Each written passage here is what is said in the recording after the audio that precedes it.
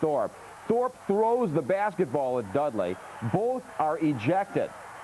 But now, moments after this, Maxwell, who has a history of wacko behavior, goes up into the stands and allegedly struck a fan. Houston forward Robert Ory apparently joined in, and the police then escorted Ory, Maxwell, and assistant coach Larry Smith out. This is all the video we have and all anybody watching on TV saw, but I just spoke with Rod Thorne of the NBA front office within the past hour. He says an amateur video photographer in Portland does have the incident itself on tape. That tape is now on its way to Thorne, to the league office here in New York. He expects to have it tomorrow, and then, if needed, we'll take further action. And one-time Nick James Donaldson, who has been on a couple of 10-day contracts with Utah, today re-signed with the Jazz for the rest of the year. More from us coming up at 11 o'clock tonight, as well as halftime. Now we invite you to stay tuned as the Knicks host the Milwaukee Bucks next here on Madison Square Garden Network. New York Knicks Game Night has been brought to you by and his New York Knicks, who valiantly fought back from a 15-point deficit only to fall short by going 0 for overtime. It was, however, another terrific duel between Shaquille O'Neal and Patrick Ewing. The two former #1 overall draft picks not only registered big numbers, but stepped up to make the big plays as well. Unfortunately for New York, it was Shaq and the Magic who prevented the Knicks from gaining valuable ground in the Atlantic. This year's top choice in the draft is Glenn Robinson, who is already leading his Milwaukee Bucks in scoring. The Knicks got their first look at the big dog last month, and while he was impressive in scoring 24 points, it was the Knicks who managed to pull out a comeback victory, winning by the score of 91-88. Tonight, the Milwaukee Bucks come storming into Madison Square Garden to face the Knicks.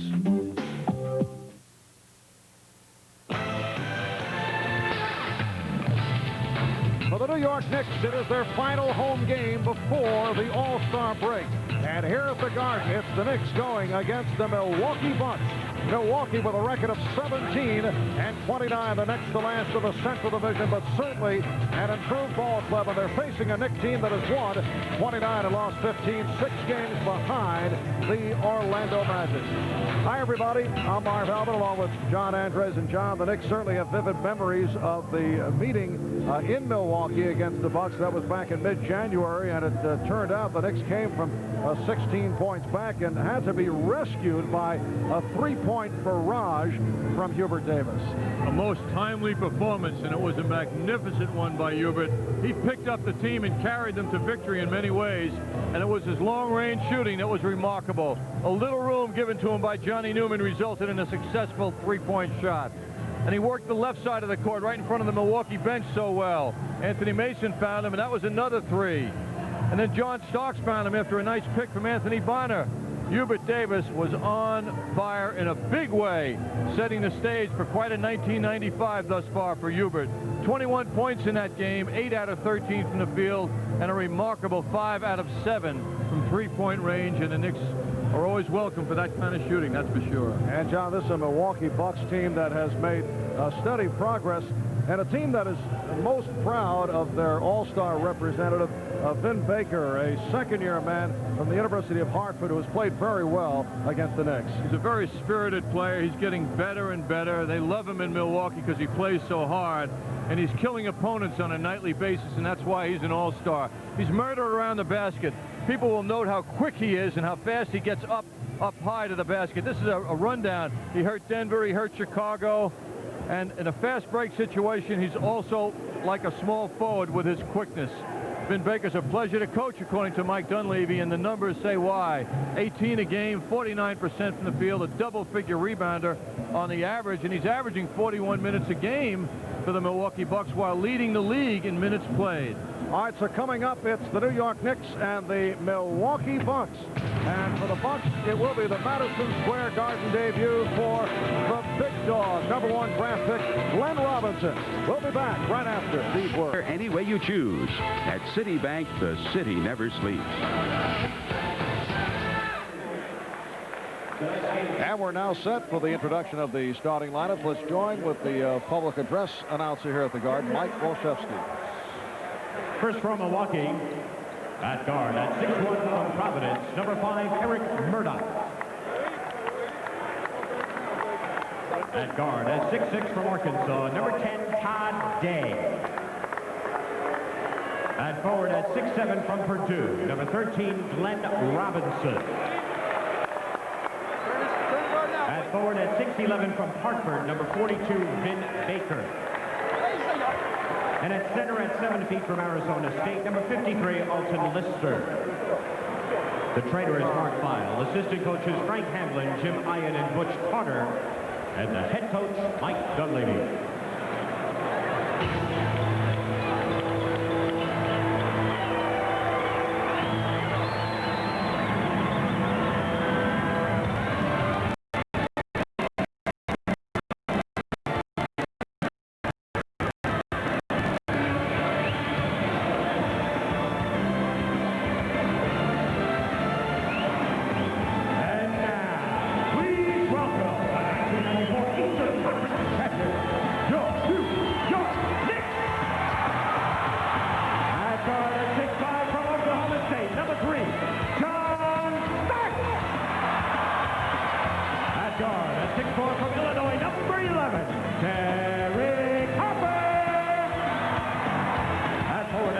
From Notre Dame, number 2, Monty Williams.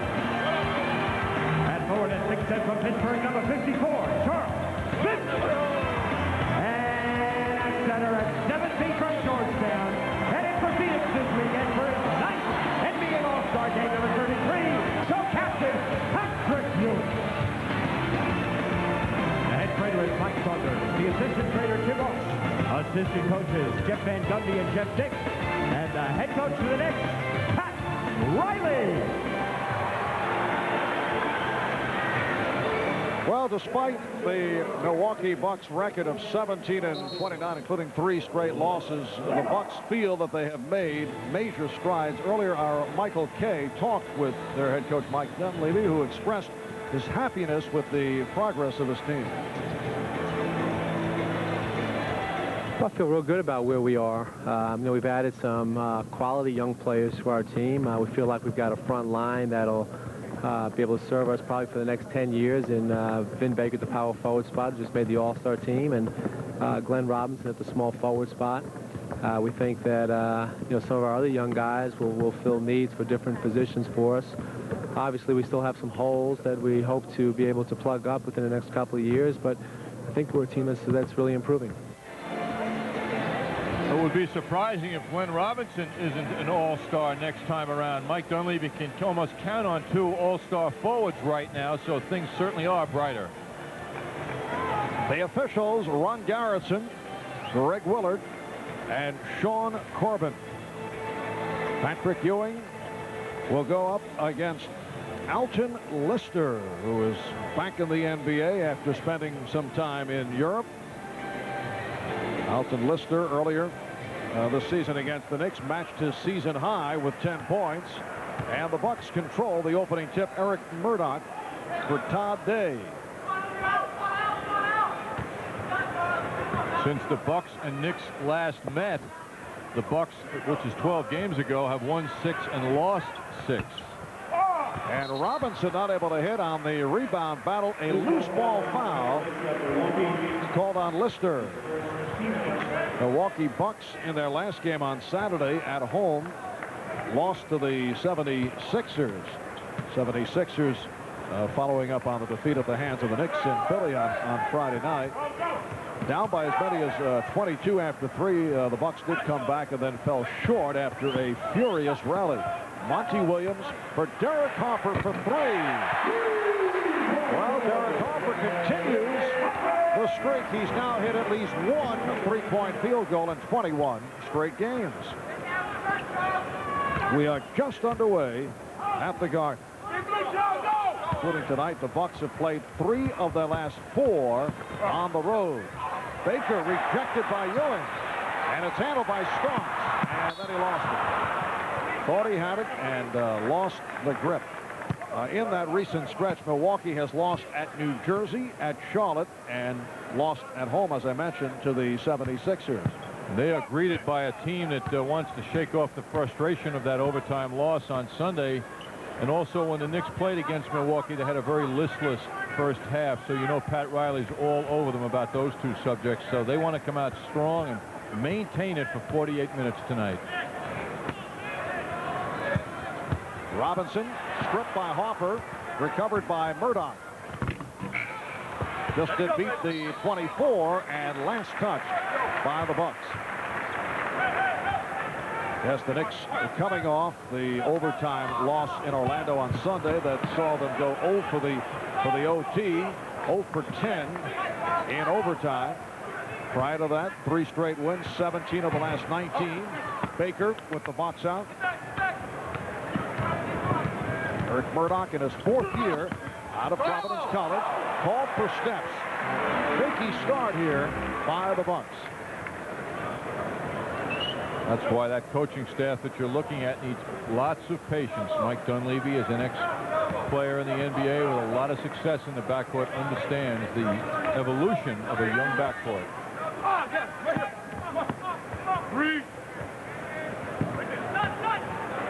Starks, yes. A 3-pointer for John Starks.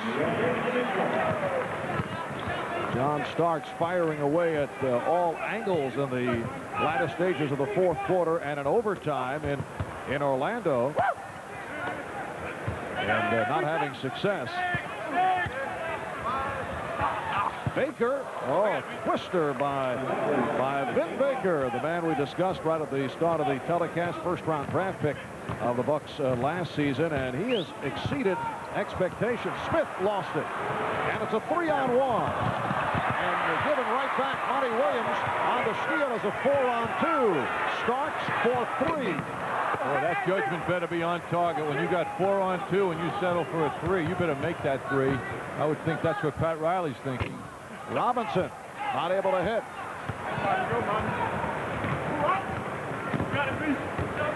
John Starks is now 1 3-point field goal away from tying Trent Tucker's single-season record of 118. There it is. John Starks with his 118th 3-point field goal of the season to tie a franchise record. You and John worked that out before the game? We scripted this. Our crack statistician, Eric Merlis, right on the case as Robinson is able to take that lead pass. Every once in a while, you know, Eric able to get Islander hockey off his mind, and he'll come up with a fact or two. Patrick Ewing extends to an 11-4 Nick Lee. That's so nice of you to so gracefully acknowledge that, his hard work. That's very nice. Robinson. And back comes Hoffer. Here is Charles Smith. Rebound. Patrick Ewing won't count. He's called for travel. So the Knicks with an 11-4 lead, and they have hit 3 from downtown. 2 by John Starks and 1 by Derek Hoffer. Milwaukee only 2 for its first 8 from the field. Patrick Ewing must feel a lot more comfortable here tonight looking at Alton Lister as opposed to Shaquille O'Neal 48 hours ago. Robinson foul, hit on a reach-in by Williams.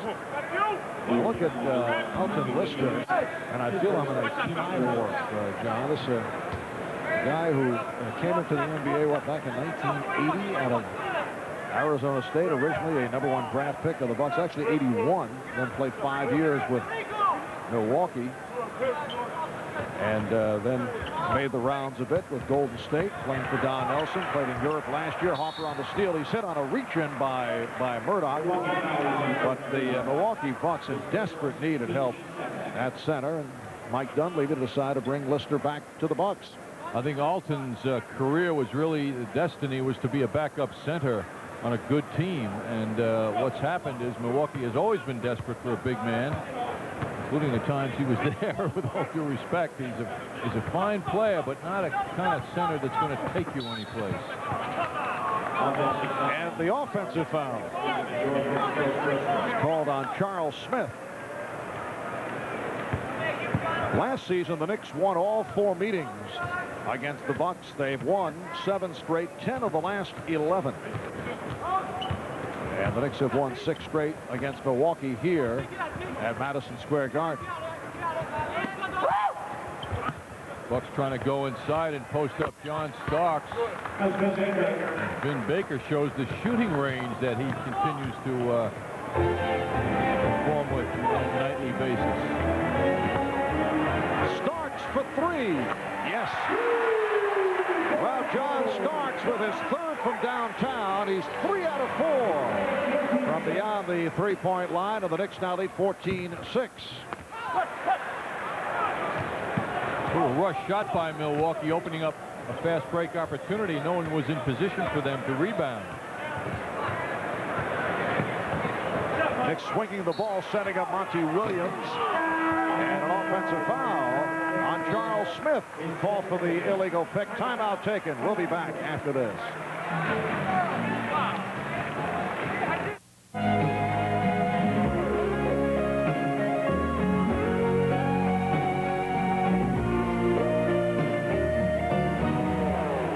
Come to where everything Jeep is in plentiful supply right here at East Hills Jeep Eagle in Roseland.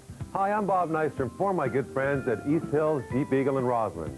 Whether you want to buy or lease the luxurious and practical Jeep Grand Cherokee or the sporty Jeep Wrangler, the car that legends are made of, you're certain to find the best deals anywhere right here at East Hills Jeep Eagle in Roseland. East Hills Jeep Eagle in Roseland. Big selection, low prices, and plenty of smiling faces. Been on a few dates. Jack?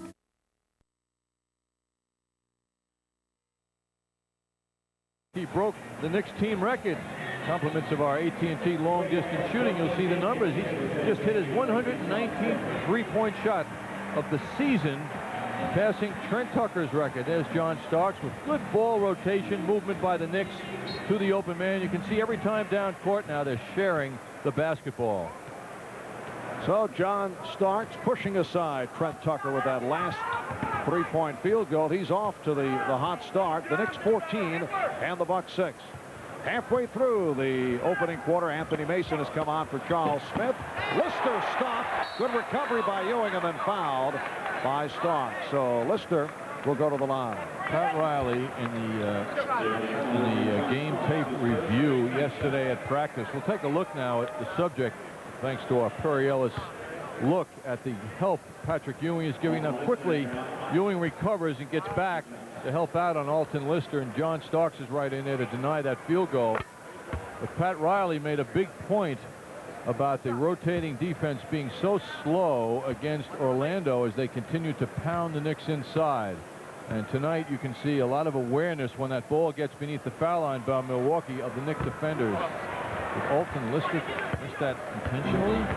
No. I mean, that was such a bad miss. It looked like he threw it. Well, he is a 50% free throw shooter, and he hit 1 of 2 from the line. Here's Monty Williams on a post-up, hitting glass. And last touched by the Bucks. So it will be Knicks ball with 7 on the shot clock.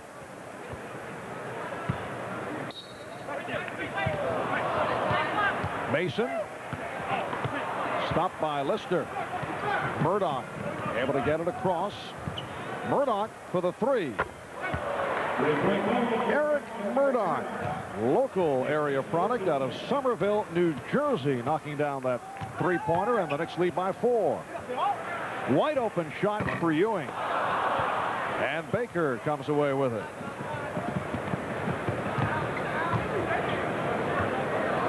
Lister to the fadeaway. No offensive rebounding by the Bucks. I mean, that's what they lack out there, the cohesion where 4 players know what the other guy's doing. Monty Williams being presented with open shots, taking them but not able to hit. Here's Tom Day pulling up for 3. You believe the lack of a chance for an offensive rebound with the rush shots by the Milwaukee Bucks. And the Bucks are rushing to the tune of 4 for 14 from the field with 4.5 remaining in this first quarter. And they're down 4, Mark. Starks. John Starks with 11 points. He's hit 4 out of 5 3 from downtown. The Knicks 16 and the Bucks 10. A lot of fours in the last minute. Yes. Anthony Bonner getting set to come on. Ewing jumping out on Murdoch, switching off Lister, now covered by Mason, and Lister able to hit. Alton Lister, who did not play at all in the Bucks last game Saturday night in Milwaukee, yet started 7 of the previous 9 games. Depends on the matchup. And Mike Dunleavy going with the 7-footer of the starting lineup here against Patrick Ewing. Kept alive by Williams. Starks for 3. Yes. John Starks. 5 for 6. 4 from downtown. And the Knicks lead 19-12. John hitting the shots that he did not hit against the Magic on Sunday. Here's Murdoch driving the lane. And kept alive by Robinson. One-on-one move by Robinson, and gives it up. They swing it back for Murdoch for 3. That was a dynamite physical move by Robinson. Very exciting. Todd Day cannot hit.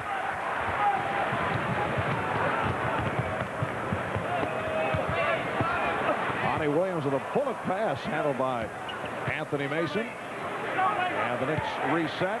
Mason to the step back. The Bucks now 5 for 18 from the field. Knicks have shot at 50%, 7 of 14. And a travel called on Robinson. Timeout taken by the Bucks. 2:33 to go in the first. The Knicks have a 7-point lead.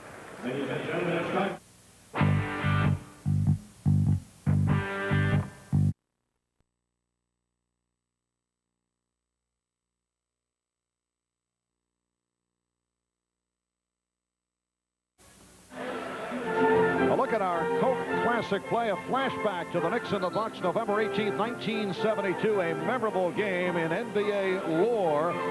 The Knicks with 19 unanswered points to pull it out as Walt Frazier gets to Earl Monroe, able to hit the jump shot. That gave the Knicks the lead, and they were able to hold on. That followed 2 missed free throws by Lucius Allen. Last-second attempt by Kareem Abdul-Jabbar, and the Knicks off the court with the victory as the Bucks went 5 minutes and 50 seconds without scoring a point. A memorable game in New York Knicks history, and the Knicks went on to win their second NBA championship in the 72-73 season. The Knicks with a 19-12 lead. Anthony Bonner with a pretty change of pace on the drive as we come up on 2 minutes to go in this first quarter. The Knicks lead by 9. What the Knicks are doing so well with their ball movement is making several people important to the offense. Bonner on that play. Ewing sharing the ball generously. Harper hit early. Starks has been on fire. So everyone's involved in the offense. Illegal defense called for the first time.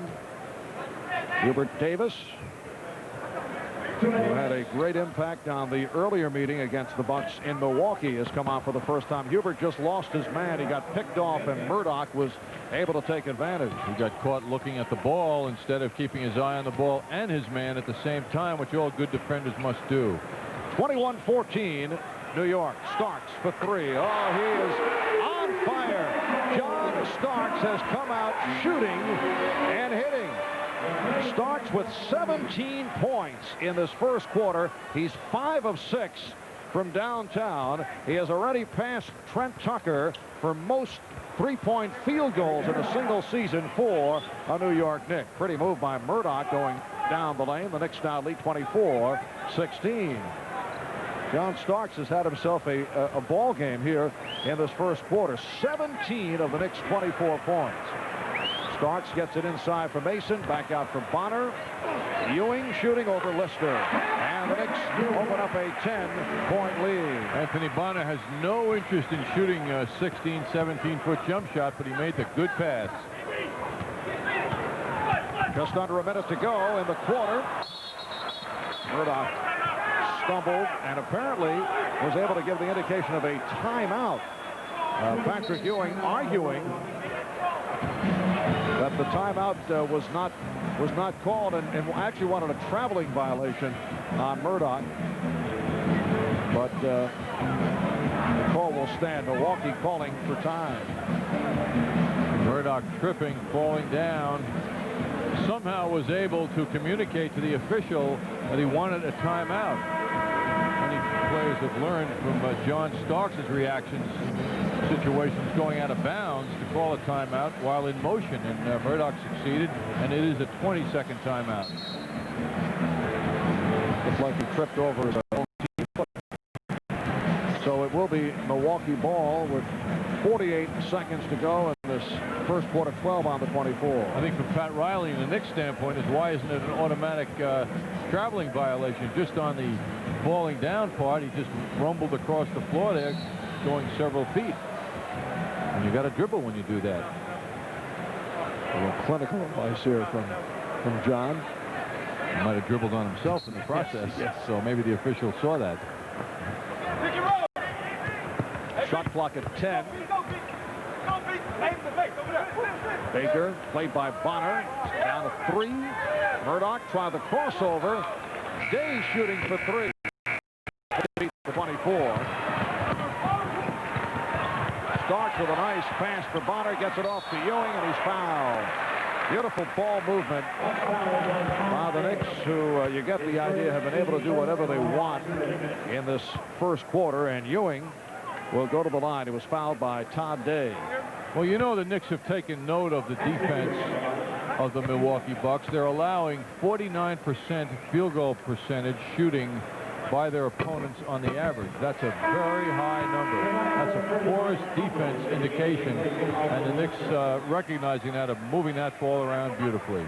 Marty Conlon, as you just saw. There he is, checking in for the first time, replacing Alton Lister. Marty Conlon, product of the Bronx.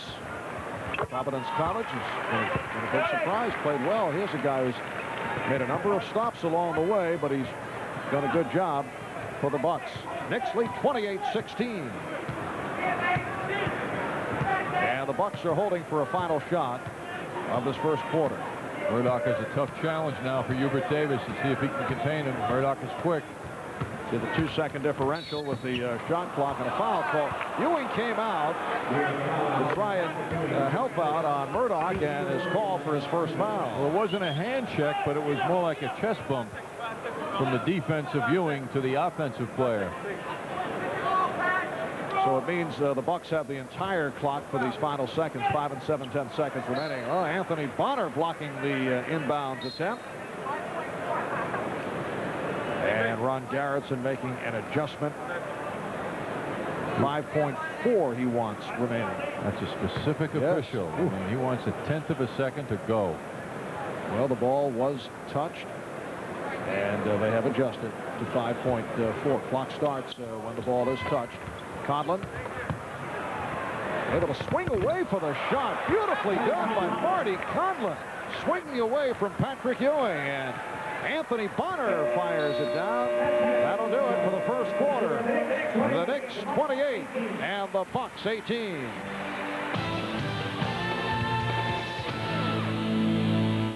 MCI customers, could this be you talking?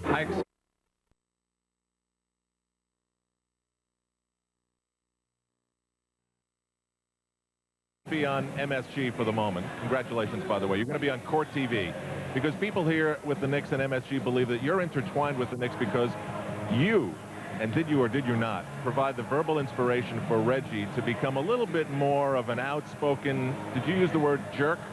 Yeah, well, the first couple You did say that to him. Definitely. The first couple of games, he was trying to be a nice guy, you know, and he wasn't playing well. I said, Reggie, who are you trying to be? You know, you're trying to be nice. Put on the black hat and be yourself. And he went out and played extremely great basketball. So tomorrow he'll wear the black hat again that you created. Oh, most definitely. Congratulations on the Hall of Fame. I know you'll be live on the play-by-play later to talk about it. Thanks a lot. I appreciate it. Cheryl Miller, Mark. All right, now, as Anthony Bonner opens up the second quarter on the drive. John, has anyone ever advised you to be a jerk, or is that something you just take on by yourself? I think I'm graduating to that, Marv, as I move along.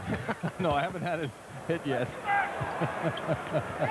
Nice, though. Nice. I appreciate the reference. That's good. As long as you enjoyed it, Marv. Johnny Newman. That's going to make you more and more popular with my fans. Hitting the three, and the Knicks with a 30-21 lead, and Bonner off the alley-oop. That shouldn't have worked. That was Ben Baker in front of Bonner. The Knicks 32, and the Bucks 21. Milwaukee only 8 for 22 from the field in the first quarter. The Knicks 10 of 19. That'll be Nick Ball, led by Starks, who had a spectacular opening quarter. 17.6 of 7 from the field and 5 of 6 from downtown. And John, checking the NBA record books, only 2 players have been able to hit more than 5 3-point field goals in a single quarter. 2 players in the history of the NBA. John Roche hit 7 in one quarter for Denver back in '82, and Brian Shaw did it for Miami, hit 6 against the Bucks in '93. Another 3-pointer. Derek Crawford with his second of the night, and the Knicks now lead by 14. Well, the Knicks record was set recently with 12. And, boy, it looks like it's going to fall tonight, the way this is going. Well, the Knicks 7 of 11 from downtown. Todd Day cuts it to an 11-point Knick lead. A minute and 40 gone by. Second quarter. Marv Albert with John Andres and Al Troutwood. Anthony Mason wide open. We are seeing forced defense by the Bucks. The Knicks getting all kinds of excellent opportunities. We may see a Milwaukee Bucks coach, Mike Dunleavy, on the sideline dabbing a tear or two from his eye if this continues. Oh. Marty Conlon able to hit on that follow. 37-26 the score. The Knicks with the lead. Mason firing cross court. That was an Ernie DiGregorio cross court pass. Smith for 3. Bonner with the save, but it's handled by Day. Murdoch. And Conlon with nowhere to go. 3-second violation called on Newman. So the ball back to the Knicks. Pat Riley is now going with Derek Hoffer and Hubert Davis in the backcourt. Charles Smith, Anthony Bonner, and on the front line.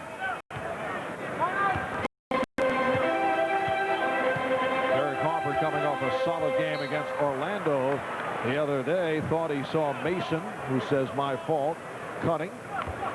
Well, Mason was facing Harper, and the defense had the back to the passer, so I think Derek Harper assumed that Mason was on his wavelength. 11-point Knick lead. Conlon, and the tip missed by Day. Here's Day again. And on the back tap handled by Newman, and a new 24 for the Bucks. Conlon had the baseline cut off. Gets it out to Murdoch for 3. Ooh, that looked pretty. Eric Murdoch able to knock down the 3 from long range. He has 10 points. And the Knicks now lead 37-29. Bucks are an excellent 3-point shooting team themselves. They're at 37% from the field as a team. It's a good number for threes. Hubert Davis with a rushed shot. Murdoch putting the moves on Harper. And another pretty bucket by Murdoch. Well, he didn't get by Harper, who played him real tough, and he still succeeded with a fine finish. The Knicks have led by as many as 14. It's now a 6-point lead. They double up on Mason. Mason going at Conlon. Here's Smith for Harper. Derek Harper with 8 points. The Knicks 39, the Bucks 31. The worst thing a defender can do is run out to his man. Murdoch, normally a good defender, just ran up, and Harper just stepped right around him. And Murdoch draws the foul. Prior to that Harper shot, the Bucks with a 10-2 run. Mason called for the foul, and Murdoch will go to the line. I know Pat Riley, with all of the 3-point success the Knicks have from time to time, would like to see his team not feed off them, not live off threes. But you see so many of them, all of a sudden you think the team is winning by a ton of points, and they're allowing points at the other end. Take a look at Murdoch at the other end on a spectacular one-on-one move. He created that all by himself. against Derek Harper, who's getting more and more public respect these days as one of the NBA's best defenders. The Knicks by 6. Knicks come in at 29 and 15. They're 6 games behind the Orlando Magic, 5 in the loss column. Prior to the defeat on Sunday, they had won 3 straight, 17 of 19. Anthony Bonner with 8 points, 4 of 5 from the field. Glenn Robinson went along for a ride on that move. That was something. That's a game tape that he doesn't want to see replayed. Robinson off the mark on that 3-point attempt, so the big dog is 1 for 5 at the start. Mason behind the back for Bonner, and he was stripped. It will be Nick Ball with 17 on the 24. There's a Perry Ellis look at the Knicks on the move. Behind the back pass to Bonner from Mason inside. Bonner stopped. Back line, Davis drilling the jump shot. John Starks has returned, replacing Derek Harper, who departed with 8 points. The Knicks 43 and the Bucks 33. John Starks had the hot hand in the first quarter. 17 points for Starks in the first quarter. As Baker made his move, he took a bump from Mason. And a timeout is taken with 6:51 remaining in this first half. Next week.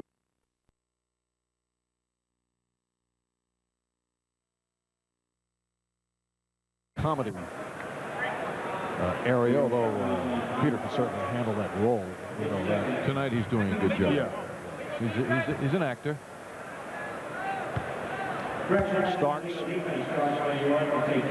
was called for the illegal defense, and it's the second against the Knicks. Technical foul, but Glenn Robinson off to a ragged start in this first half, not able to take advantage. He is a 76% free throw shooter. Conlon, Robinson, and Baker on the front line. Lee Mayberry has come on for the first time. He's in the backcourt. Johnny Newman at the big guard. Another Milwaukee turnover. Davis. Bonner able to keep it alive. Bonner hawked that ball away from Robinson to give the Knicks this opportunity now. It has been an outstanding first half for Anthony Bonner. The Knicks lead is 10. Davis, that was a 3-point attempt, and Baker rebound. Benny Baker handling the ball. Robinson off the spin. The basket will not count. The foul before the shot attempt committed by Anthony Bonner. You obviously feel the freedom to call Vin Baker Vinny. You know, he said that he feels people who are close to him, he prefers if they have a more familiar ring, Vinny. But he's from Connecticut. It's like Johnny. Patrick Ewing is back on the floor. Robinson. And a loose ball foul against the Bucks. It's on Marty Conlon. So the Knicks will take over. John Starks and Hubert Davis in the backcourt. Patrick Ewing, Anthony Bonner, Charles Smith up front, and away from the ball, a holding foul called on Newman as Davis tried to cut along the baseline. Johnny Newman takes pride in his defense. He'll use the hands, and he got caught on that play. 10-point lead for the Knicks with 5:45 remaining in this first half. Ewing went to the second option and threw up the air ball. Patrick ought to be able to use his size like Shaquille does against Vin Baker. And Vin Baker gets inside. He has 6 points. The Knicks lead by 8. Ewing trying to get the step. Baker with a good play to knock it away. And here's Robinson, fouled by Bonner. And Robinson was about to show us part of his repertoire. Well, we got an example of his wonderful balance on that play. Even though nothing spectacular happened, Patrick Ewing was backing Baker in and lost the ball. Then Robinson gets rocked, but he kept his footing and just went along with the flow of the action. Another look at it here. Very much in control of his body at all times. Glenn Robinson, #1 pick overall in the draft, the #1 rookie scorer, averaging 20.2 per game, pulling ahead of Grant Hill of Detroit. And Robinson making both at the free throw line. Glenn Robinson, a guy who immediately, Bonner gets it down court for Ewing. And the Knicks now lead 45-37. Robinson, a guy who immediately gave the Milwaukee front office coronaries by announcing hopes for that $100 million deal, and they finally did come to terms. And everyone you talk to on the Milwaukee club has only great words to say about Robinson's work ethic and the way he's handled the situation. Harper off a nice lead from Bonner, and a technical foul has just been called. Frank Hamblin, the Bucks assistant coach, running in front of Mike Dunleavy to try and shield him. You saw Dunleavy was racing towards center court, getting involved with the official Greg Willard. And a technical has been handed out. Knicks continue to push that ball up court beautifully. Bonner pushing the ball inside. Knicks succeeding time and again in those unbalanced defensive schemes that the Milwaukee Bucks are trying to put up, and it's just not working for them at all. And yet the Knicks do not have a huge lead considering all the offensive success they've enjoyed. Starks hit the technical, and the Knicks now lead 48-37. Here's Conlon shooting. And the rebound taken by Smith. The Knicks lead by 11. Smith changed his mind. Starks for three. He felt he was fouled. Thought he was fouled by Newman. John Starks hit 5 from downtown in the first quarter. Robinson fires the three. Robinson being played on a switch by Ewing, able to hit from downtown.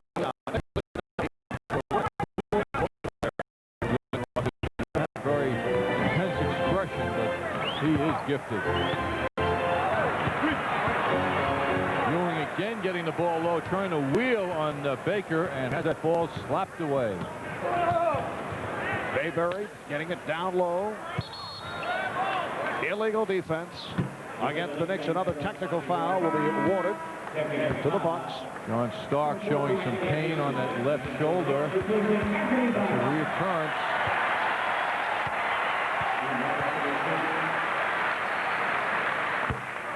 Robinson hitting the technical. Anthony Bonner hearing the applause. Sitting down with 8 points. 4 out of 5 from the field. John Starks trying to work it out. Starks and Harper now in the backcourt with Ewing, Smith, and Mason up front. Robinson, and he is beginning to heat up. You know what's tough about him? He had 20 points against the Knicks in Milwaukee in the first half. Is that he needs so little room to get a shot off. And Mike Dunleavy was telling me before the game his greatness is that he can get the shot anytime he wants. 10 points for Glenn Robinson. He's brought the Bucks within 5. A 22nd timeout has been taken by the Knicks with 3:17 remaining in this first half. Well, following tonight, the Knicks will head to Indianapolis, and they'll go up against the Indiana Pacers at Market Square Arena tomorrow night. Next game night at 7, and game time at 7:30 on MSG2. The Knicks and the Pacers meeting for the second time this season. Knicks beat Indiana here at the Garden back on January the 10th in a terrific ball game.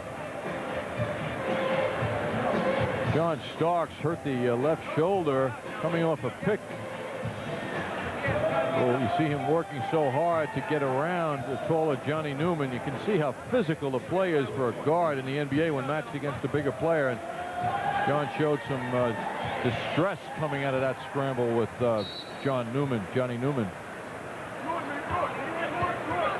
It just doesn't sound right to say John Newman. Here's Starks for three. Obviously the shoulder feeling better. See, in that case, he'd prefer John. It's like Vinny. Same thing, John. These are important things to check before the game. Just under 3 minutes remaining. First half. Robinson trying to put the move on Mason, who got help. Here's Baker for three. Ben Baker firing up a three-pointer that is only his 5th of the season. He's 5 of 11 from downtown. Marvin, the last win that the Milwaukee Bucks had against Dallas 4 games ago, he hit the game-winning three-point shot. 6-0 run by the Bucks, and they've cut it to a 2-point Knick lead. The Knicks have led by as many as 14. Smith, yes. Charles Smith with his first field goal. The Knicks 50 and the Bucks 46. Johnny Newman, the one-time New York Knick, one-time New Jersey Net, getting it over to Robinson, and Glenn Robinson, after the slow start, has taken over as the offensive machine for the Bucks. He now has 12 points. The Knicks lead by 2. Josh Smith with the long arms has 3 inches in height over Glenn Robinson, but it doesn't matter because of Robinson's quick release. Foul committed by Newman. Bucks take a timeout. 1:47 left in the half. Stay tuned after most Knicks and Rangers home. That would be a good idea for the both of us. Are you half hour apart? Are you? Yes, that's for certain. Are you complaining about the MSG Network facilities? Is that what I'm getting out of this? Well, a subtle reference wouldn't be a bad idea. I know Al and myself and Clyde. We all have our personal showers. I guess. Right. I personally would like a sauna though while we're at it.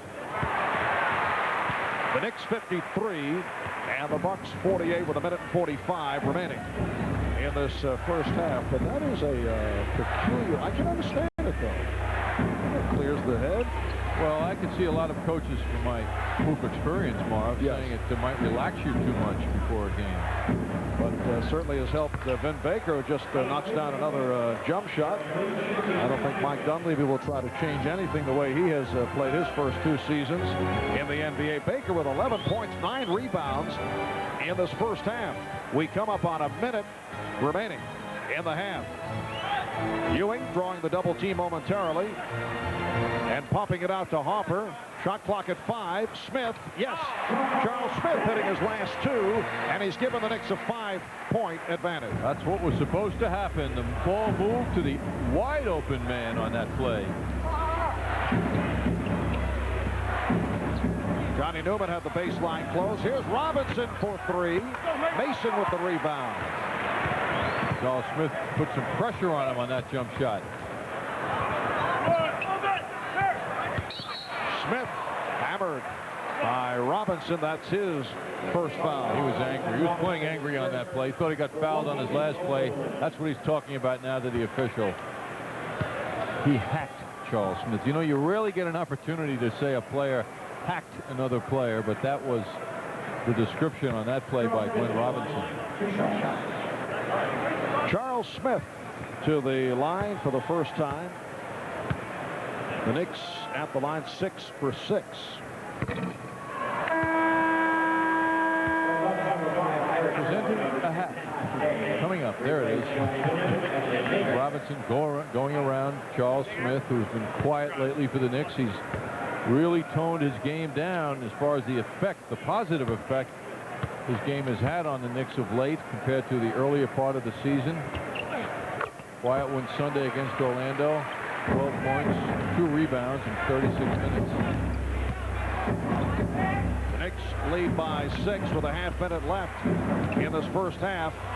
Robinson rejected by Smith. Starks pulling it back. Down to 15 seconds remaining in the half.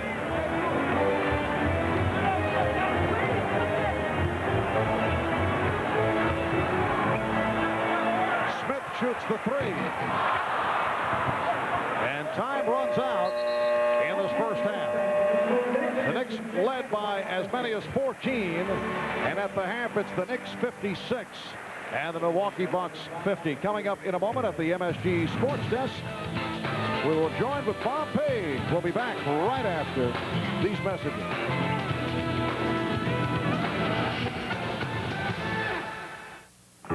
Next week is my 5th wedding anniversary. It's unbelievable how time flies. Did you get her a present yet? Yeah, I'm getting her a really nice washer and dryer.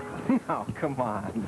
She'll never forgive you. You got to get her something for her. It is for her. No blondes in bikinis. Get her jewelry. No sales pitch from the chairman. For vacation. None of that is what made Heineken the #1 imported beer in America. You think I should take her someplace special? Definitely.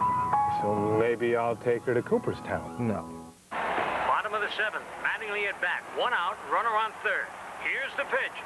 Mattingly hits it deep to right center. I got it.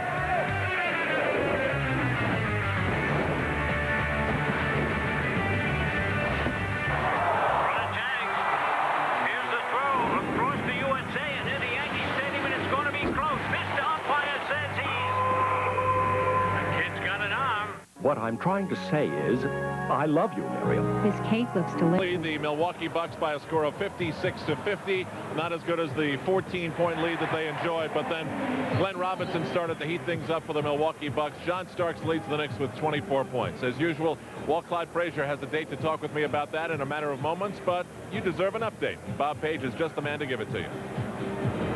Thank you, Al. Hi again, everybody. College basketball over at the Meadowlands Arena tonight. Moribund St. John's actually showing some signs of life. They lead Seton Hall at halftime, 36-32. George Blaney saw St. John's awake from their recent troubles with a 12-0 first-half run. Felipe rebounds down to James Scott, who goes in for 2.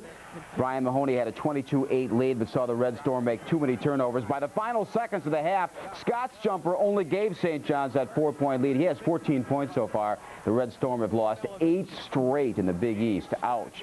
Speaking of troubled basketball programs, Rutgers tonight playing host to the University of Massachusetts. It's early, believe me, and the Scarlet Knights have a 1-point lead. Kareem Abdul-Jabbar, the most prominent of 7 new members to the Basketball Hall of Fame, introduced at a Midtown news conference this morning. Kareem isn't real happy about the state of things in the NBA today. He said last year's finals were so ugly that he actually went horseback riding one night instead of watching the game. And when asked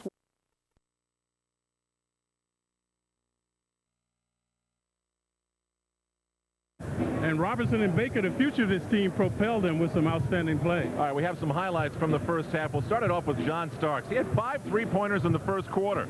Yeah, uncanny shooting by John, but they left him open. And this time, though, creativity by John, swirling on the left side.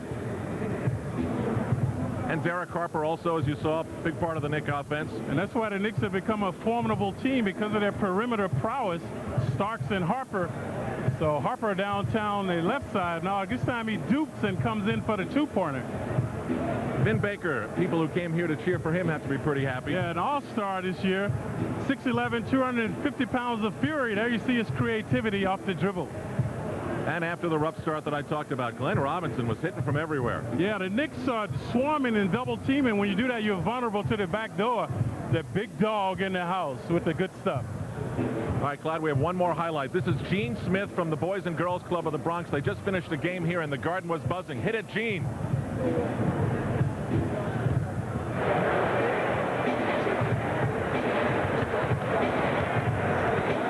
Clyde, what do you think? You see the number he's wearing, don't you? Gene, do me a favor. That's awesome, man. That's awesome. Turn around so we can see what number you're wearing. It's Clyde's number 10. Thanks a lot, Gene. Good job. What do you think? Yeah, he's going to be okay. I'm going to keep an eye on him. I might be his agent. Well, it was great to watch them play. When we come back, we'll watch the Knicks and the Bucks. Hopefully Marv and John have showered and are ready to go.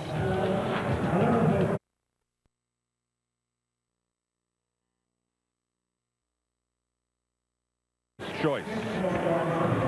Mace joins Charles Smith, who won the award in November, and Herb Williams, who won the award in December, in this year's Sharp Winners Circle.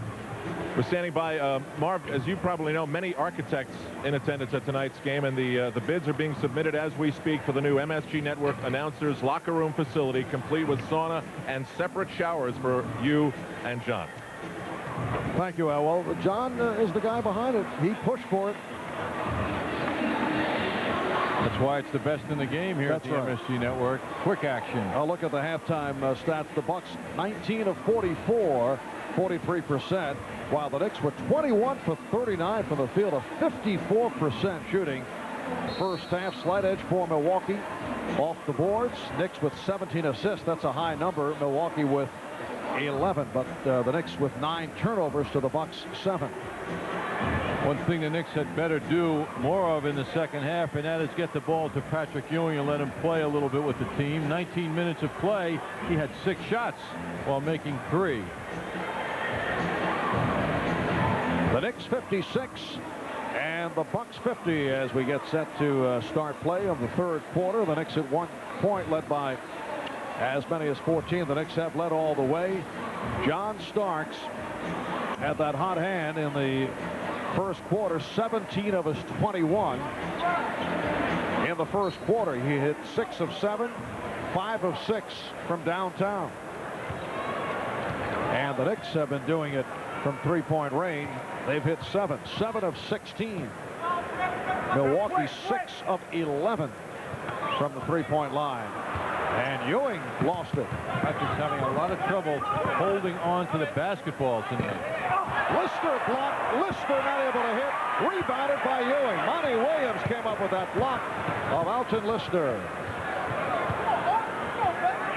Ewing getting position. Starks for 3. And a loose ball foul against the Knicks. It's on Smith. You know, Marv, I can picture a lot of fans sitting in the audience who watch the Knicks a lot thinking, why so many threes? Why not some ball movement? And let's get an 18-foot jump shot. How about a 16-foot jump shot? It just seems to be the extreme. It's either down low or it's long.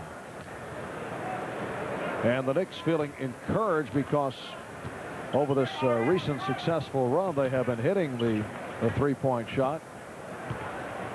What leads to it is the fact that the Bucks continue to go to a double team on Ewing, and he's been getting the ball out to open men. As we saw a moment ago, Starks had an open three-point opportunity. Now Smith down low, working against Baker. Smith. The Knicks have hit 46% from downtown the last 16 games, and that's a phenomenal percentage.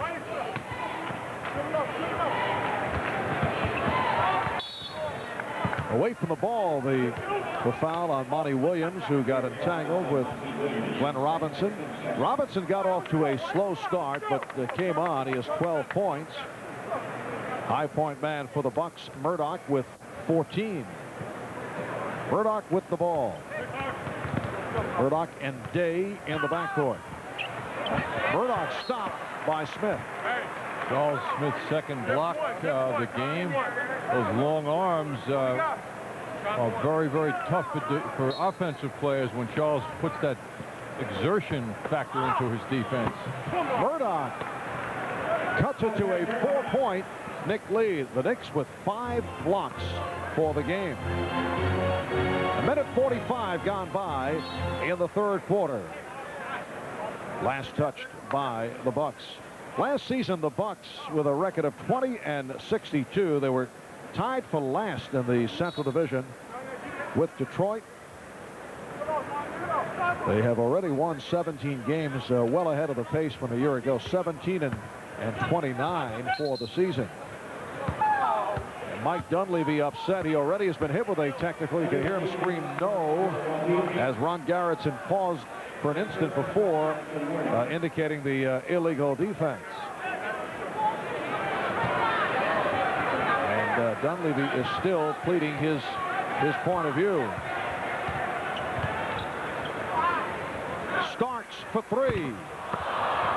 Rebound is punched by Ewing. And Starks try to save it, landing on the Bucks bench. So it will be Milwaukee ball.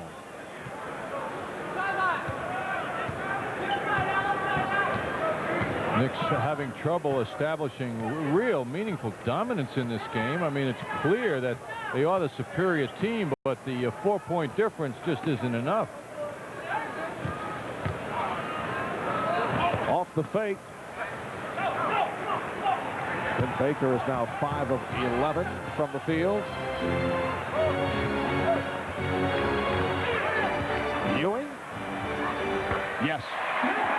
10 points for Patrick Ewing, who comes off a season high of 38 in his duel with Shaquille O'Neal in Orlando on Sunday. The Knicks 58 and the Bucks 52. Milwaukee hitting only one of its first 6 shots in this third quarter.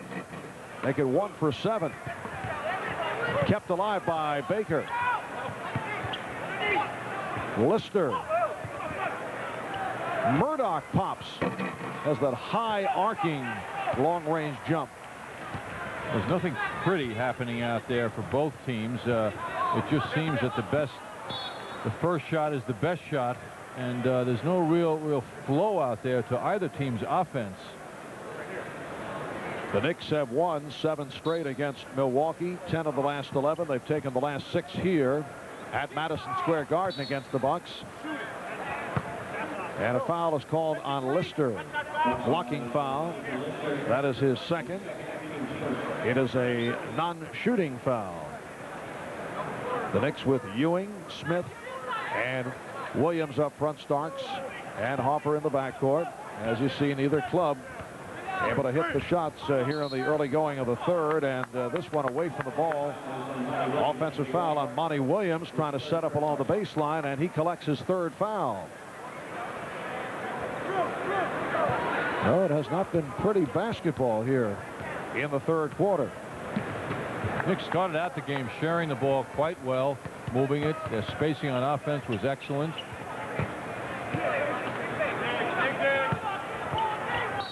Robinson, it counts, and the foul. Monty Williams with number 4, and Glenn Robinson will go to the line. Well, Glenn Robinson always finding a way to get the shot up and in. Nice story by Joe Donnelly today in Newsday, talking about his evolution in the NBA and how well he's doing and how he ranks among the certainly the top rookies, highest scoring rookie in the NBA, as he demonstrated in the first half. Well, Robinson off that 3-point play a moment ago now has 15. Baker, illegal defense on the Knicks. That's the 4th illegal defense call against the Knicks, so another technical foul awarded. And Eric Murdoch is at the line. The humorous reference in that article today in Newsday about Robinson talking about the possibility of being Rookie of the Year. He said, I'd love to have it, but I don't know what Rookie of the Year would do. When I was College Player of the Year, that didn't do anything. It didn't make me better. Then as the article went on, it pointed out how it resulted in $68 million coming his way as the NBA's #1 draft pick, and that certainly was nice. Yes, Glenn Robinson, the consensus player of the year at Purdue, led the nation in scoring, averaging 30 a game. Oh, come on. 3-point lead for the Knicks. Ewing, 3-second violation. Mason in the lane. And so the ball goes back to the Bucks. Like Pat Riley was getting a quick prayer in there. I don't think he'd like a repeat of the Miami visit to Madison Square Garden a couple of weeks ago. This has the same kind of look to it. It's a game that the Knicks should win going away, and they're struggling now with the Bucks. Robinson. Lister got possession, missed the tip. Starks around Day. So Todd Day is called for the foul. Marv, that move by John Starks reminds me of the spectacular drive he had Sunday in front of you in Orlando. in the latter stages of the game. What a beauty as he drove down the middle, went up and finished with that left-handed drive. John was practicing just a moment ago after the foul was called. And a foul on Smith, making contact with Robinson. Actually, it wasn't left-handed. It was executed on the left side. But when he burst to the basket, as he just did, makes Pat Riley smile, because the reliance on the jump shooting, as the Knicks had in their 0 for 10 overtime the other day, was focused a lot of attention on more versatility in the offensive approach of John Starks. More versatility needed. Correction, the last foul on Starks, not Smith, so that's 2 on Starks. 6:45 remaining in this third quarter. Day for 3. Just did beat the 24-second clock. Just horrendous shooting by both clubs here in the third quarter. Mason is fouled. And a timeout is called. 6:29 remaining in the third. Good guys, maybe this will help. Oh, man.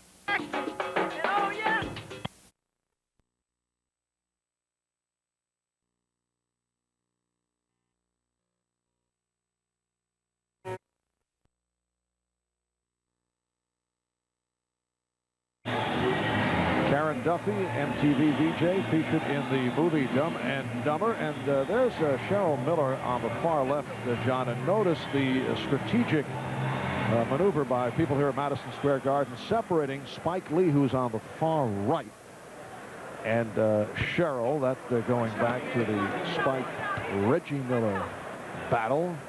So this is all thought out. You know, the seating plan takes a lot of thought, a lot of time.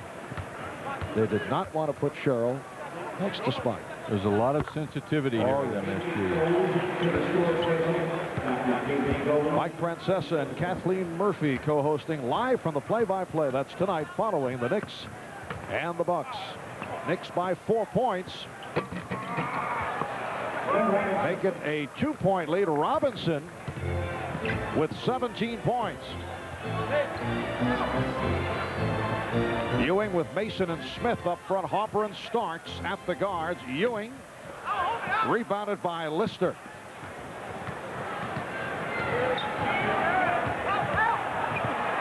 Murdoch had his pass intercepted by Ewing. Milwaukee 3 of 13 from the field here in the third, and the Knicks 1 of 6. And that tells the story. Ewing.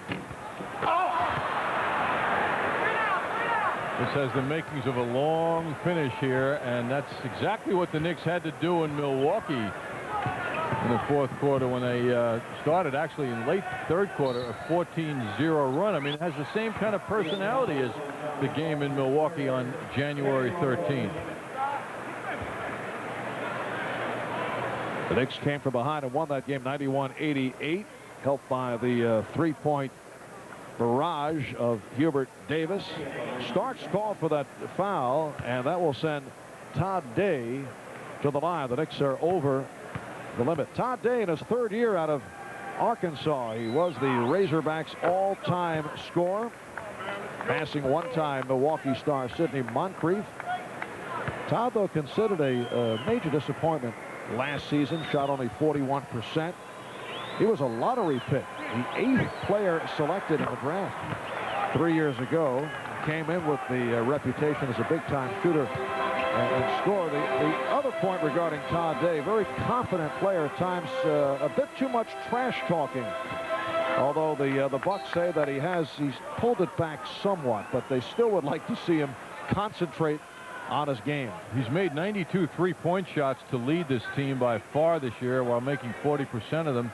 And I was talking to Mike Dunleavy before the game, and he's very pleased with his development as a shooting guard. He puts a lot of pressure on opponents because of his size. Patrick Ewing giving the Knicks a 61-59 lead with just under 5 minutes to go in the third quarter. Ewing has 12 points along with 12 rebounds.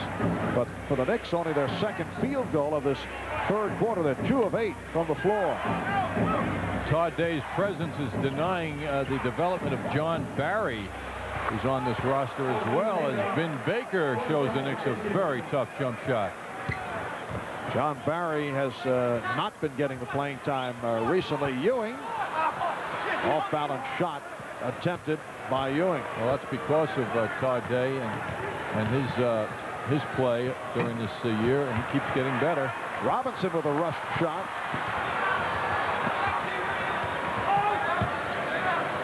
Well, we have 4 minutes and 5 seconds to go in the third quarter. The Bucks have scored only 11 points, and the Knicks only 5 here in the third. Harper, that's a two-pointer for Derek Harper, and the Knicks lead 63-61. Thankfully, that gave the crowd a little something to cheer about in this somewhat dismal third quarter of play.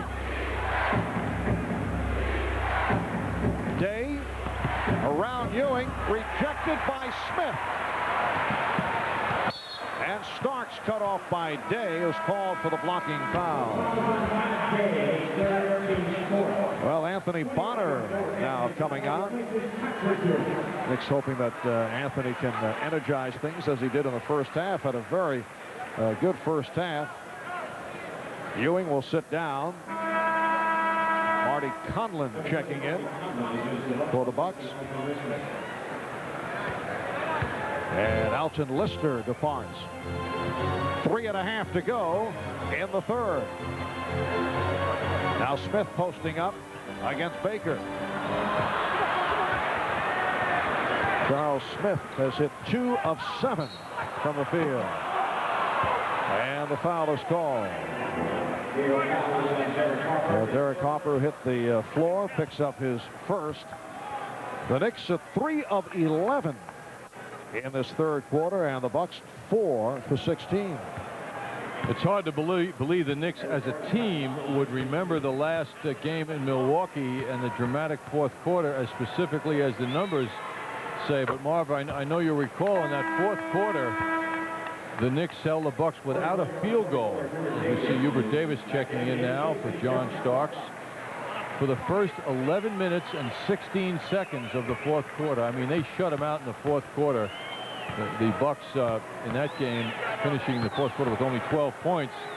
But it almost looks as though the Knicks are playing to that memory right now as they seem to be saving whatever their best may be for the fourth quarter. The game is tied at 63. Bucks try to double up on Mason, and the foul is called. It's on Murdoch. Murdoch providing the help for Conlon. And the Bucks are now over the foul limit, so Anthony Mason, who has had a quiet game, will shoot a pair. Anthony in Orlando the other day, 38 minutes, only took 4 shots. Seems to be stepping out of the offense of late. He had some opportunities and passed up. Get the idea perhaps he had been told, okay, that step back jumper is okay, but be more selective in taking the shot. So he seemed to be reluctant. Funny, for such a forceful, tough guy, he is also a very sensitive individual. The Knicks lead by 1. Murdoch firing it up. And kept alive by Robinson. Now Glenn Robinson guarded by Anthony Bonner. Baker feeling for Mason. Robinson off the fake. Day with the shot. Todd Day hits for 3. And the Bucks with a 66-64 lead. It's the first time they've led, and you can hear the reaction from this Garden crowd. Mason guarded by Conlon, and then stripped by Conlon. We come up on 2 minutes remaining in the third. The Knicks have scored only 8 points in this third quarter. And a timeout was called by Day. He was in trouble. He was trapped and wisely called for time with 1:59 left in the third quarter. Stay tuned after most Knicks and Rangers home games and hear from some of the biggest stars in sports and showbiz. Mike Francesa and Kathleen Murphy host live from the play-by-play right here on MSG. 1:30. You can catch a replay of tonight's Knicks versus Bucks game on Knicks Rewind right here on the MSG Network. Big hand a moment ago for that man to the left, Dan Reeves, sitting alongside one of the Giant owners, Bob Tisch. And Reeves making several appearances for Knicks games at Madison Square Garden. They flashed his profile up on the Garden Vision board, and crowd responding. Bucks 66 and the Knicks 64. Just under 2 minutes to go in this third quarter. Robinson fires off the mark, and here comes Mason. But the Bucks get back. Mason behind the back, and then pulls it up. Knicks looking for a big energy lift now to finish this game. Davis. And the Knicks started all over again. Shot clock at 3. Bonner lost it.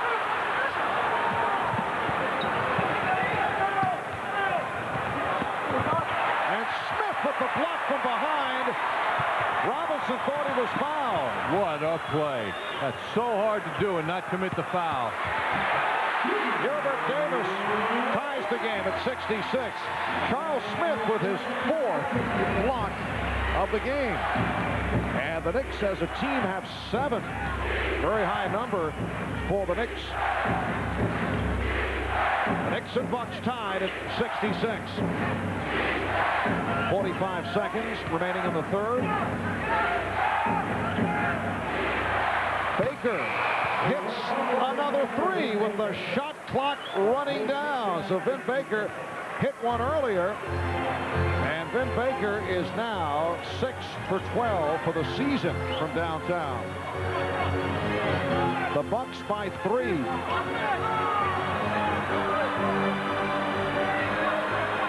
Down to 20 seconds. Third quarter shot clock is at 5. Smith, yes. The Knicks trail by 1. Charles Smith coming on now with his defense, his shot blocking, and the Knicks seem to be lifting now, and that crowd is helping them, Marv. Final seconds, third quarter. Conlon gets it off. After 3, the Bucks in a come-from-behind effort lead the... Well, the upcoming Knicks schedule brought to you by Delta Airlines has the Knicks in Indiana tomorrow, a game to be seen on MSG2. Knicks game night at 7. Sunday, the NBA All-Star game, and then Tuesday, the Knicks at Detroit, 7 p.m. for Knicks game night next Tuesday night. Charles Smith helped the Knicks' fortunes under the basket with plays like this throughout the game. From behind, Robinson is sent away. That was his 4th block of the game. Robinson, very unhappy, felt the body, he thought, of Charles Smith behind him. John Starks back in the game after sitting on the bench. A very unhappy Knicks player. He was not into the tomfoolery of his teammate Charles Oakley earlier.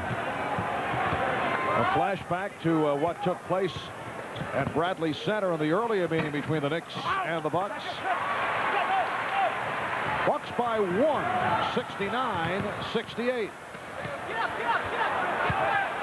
The Knicks shot only 5 of 13 from the field in the third quarter. The Bucks 6 of 22.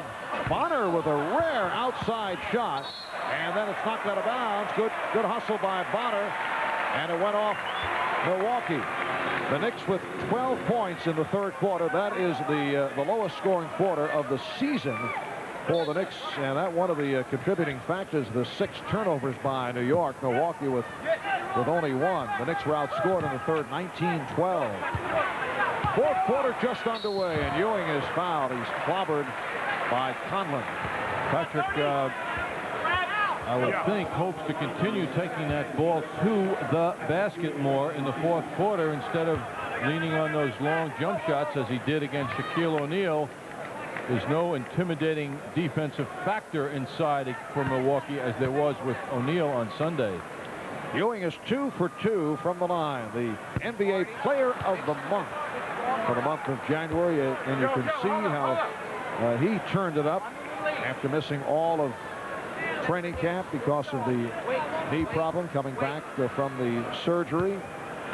He's not ready in the early going, and really started to come on with that December 25th, the Christmas night overtime game against the Bulls in Chicago. You had the sense he was turning it around and had a sensational month of January, a month that saw the Knicks win 13 of 15 games.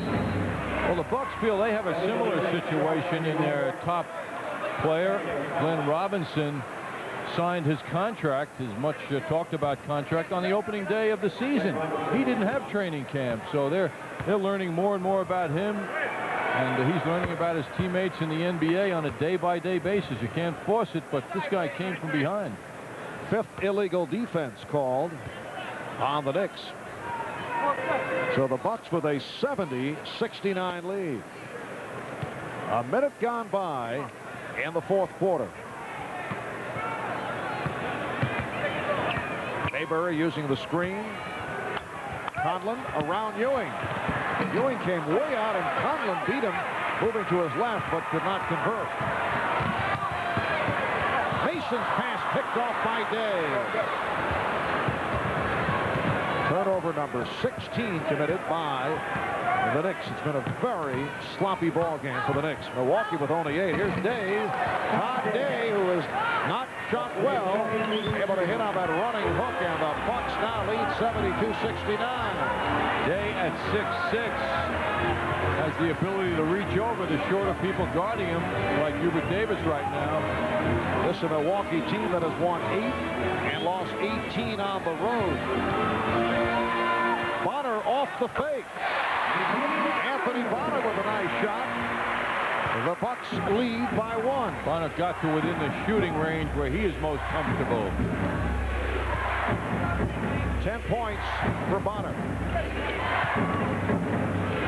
Mayberry. Lee Mayberry in his 3rd season out of Arkansas, noted primarily for his defensive play, able to hit to give the Bucks a 3-point lead. Starks and Davis in the backcourt. Ewing, Mason, Bonner up front. Starks, yes. The Bucks by 1. That was a perfect range jump shot for John. Faked the long shot, took the 1 step, and got that much closer to the basket. John Starks, his first points of the 2nd half. Here's Day. Lister keeps it alive. Rejected by Ewing. Fast break, a 4-on-2 for the Knicks. Bonner straight down the middle, and he's fouled by Day.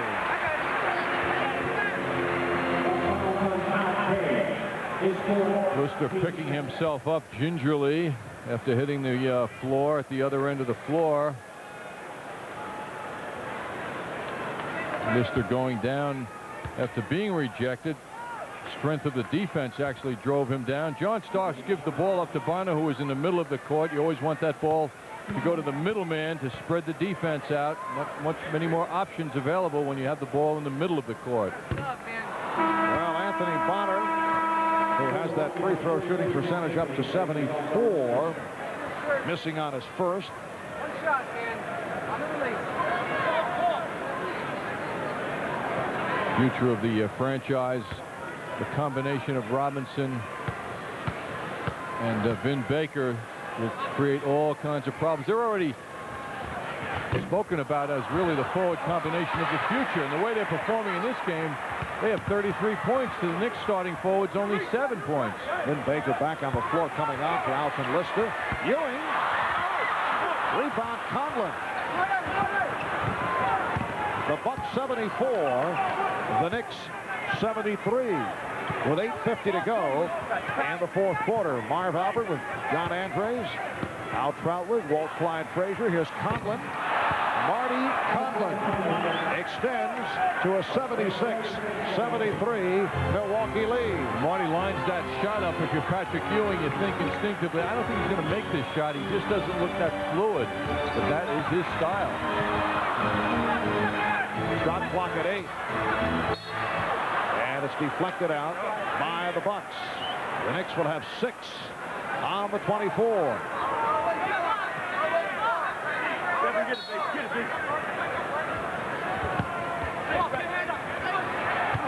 Ewing. Yes, and it counts. Patrick Ewing with a move that we have not seen frequently this season.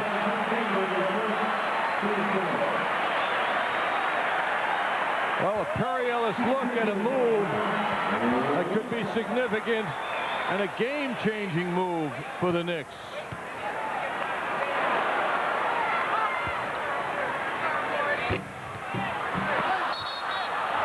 And grabbed off the rim quickly by Robinson, and a lane violation is called, so Ewing will receive another free throw. With a look at the Ewing spectacular move. Now at the foul line on that last foul shot, Patrick let the shot fly and then fell away, took away from the follow-through. Let's see if he stays with the follow-through now. Yes, he did, John. And we're tied at 76. Mayberry handling against Davis. Baker, bothered by Mason. Shot clock at 6. Day, Todd Day, after the slow start, has come on. And the Bucks lead by 2. 7:45 remaining in this fourth quarter. Here's Bonner. Got a change to the other hand. Ewing. Rebound Mason. Knocked away. Stripped by Baker. Well, I don't know when I've seen that happen twice to Mason in a game. He has very strong hands. The Bucks 78, the Knicks 76. Mayberry for Baker. 3 on the 24. Robinson has to fire. Back comes Starks.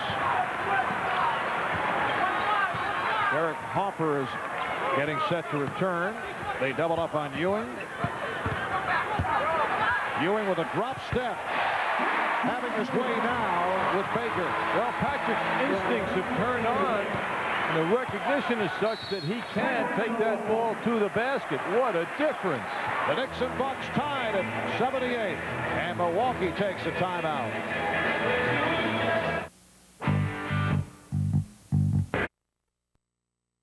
Baker. And the pass broken up, recovered by Conlon. Nice dish. Marty Conlon with the feed for Todd Day. And the Bucks lead 80-78.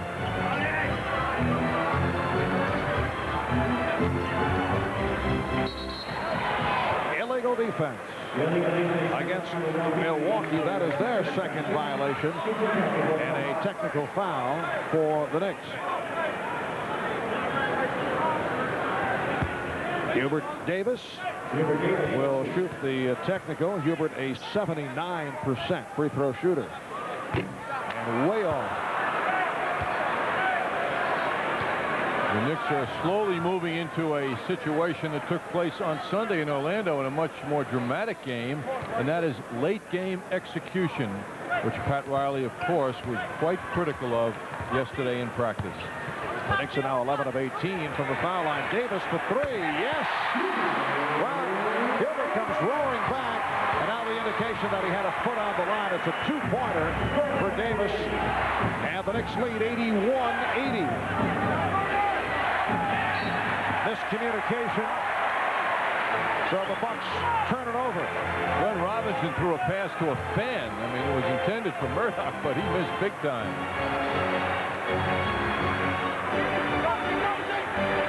They collapse on Ewing, who pops it out. Bonner's not going to take the outside shot. Bonner on the drive, and a foul is called. Correction on that was score because that shot by Davis was a 2-pointer. The Knicks and the Bucks are tied at 80. Robinson called for the foul, his third. So the Knicks 80 and the Bucks 80. The Knicks led most of the way, leading by as many as 14. Milwaukee turning it around in the third quarter. The Knicks with only 12 points in the third quarter. That's a season low for a quarter for the Knicks. Ewing, nice recovery, and on the second effort he draws the foul. Foul on Baker, his second. Ewing to the line. He's 4 of 5 at the foul line. Down to 5:24 remaining in this fourth quarter. Bucks are now over the foul limit. The Knicks do not have any team fouls. So the outcome of this game could be very much decided by that fact. The Knicks could spend a lot of time on the line the rest of the way. The Knicks lead by 2. Tomorrow night the Knicks play the Pacers in Indiana, followed by the All-Star break. Conlon from deep. Marty Conlon has 8 points, and he's tied the game at 82. And he's on the floor at a critical time, and you know there are many Marty Conlon fans here tonight. A nice opportunity for him to show off. Just under 5 minutes remaining in the fourth quarter. Hopper on a quick release for 3. Bonner flying for the rebound. Bonner lost it. Day knocked it away. Mason and Bonner were tied up. 2 very good plays showing the quickness of Bonner and then Day. And Milwaukee ends up with the basketball. Conlon. And Conlon finding his man, but Bonner stripped Robinson. Mike Dunleavy upset. He thought there was a foul there. Davis, yes.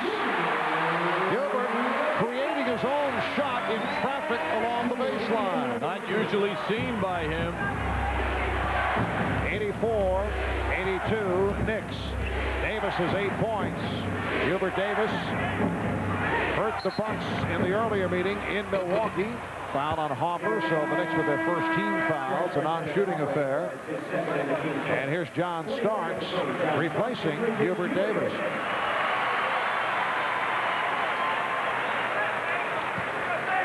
Three minutes and 53 seconds remaining in this fourth quarter. You know, it's nice that we've had the opportunity to see the entire dress repertoire of Charles Oakley these last 10 days. You know, it's like looking into the closet of Charles Oakley. It's nice. It's a good opportunity for all of us. Charles has a lot of variety he serves up, too. The Knicks 84 and the Bucks 82. Baker. Then Baker pounding it on the floor and then hitting on the fadeaway to tie the game at 84. Actually, Bob, it's a longer period as the Knicks played, I believe, 21 games in his absence. Of course, we haven't seen him since he recovered. Only recently as he's made an appearance on the Knicks bench. Ewing coming up way short. I know you'd like to see the rest of the Charles's apparel. I would, yes. You'll have your opportunity. But he may be coming back sooner than expected. His recovery is coming along nicely. And again, it is Baker. He has 20 points, and he's given the Bucks an 86-84 lead. 2:45 remaining. In the fourth quarter, the Knicks call for time. 2:44 left in the fourth, and the Knicks are trailing by 2. Don't miss opening night of the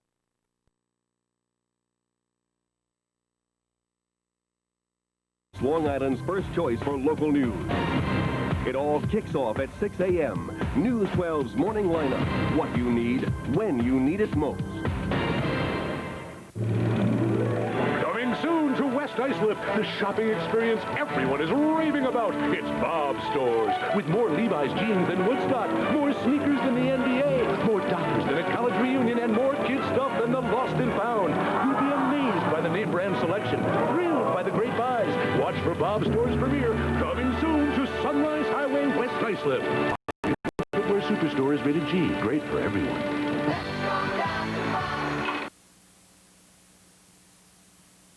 119th Annual Westminster Kennel Club Dog Show. College Hoops continues its fast break towards March Madness. You'll see Cincy, Rhode Island, UMass, and St. Louis, plus 6 more big St. John's games. Today's hard-hitting sports issues are the hot topic every month as Bob Page hosts Page 1. Plus, you can always get all the scores and stories every night with MSG Sports Desk.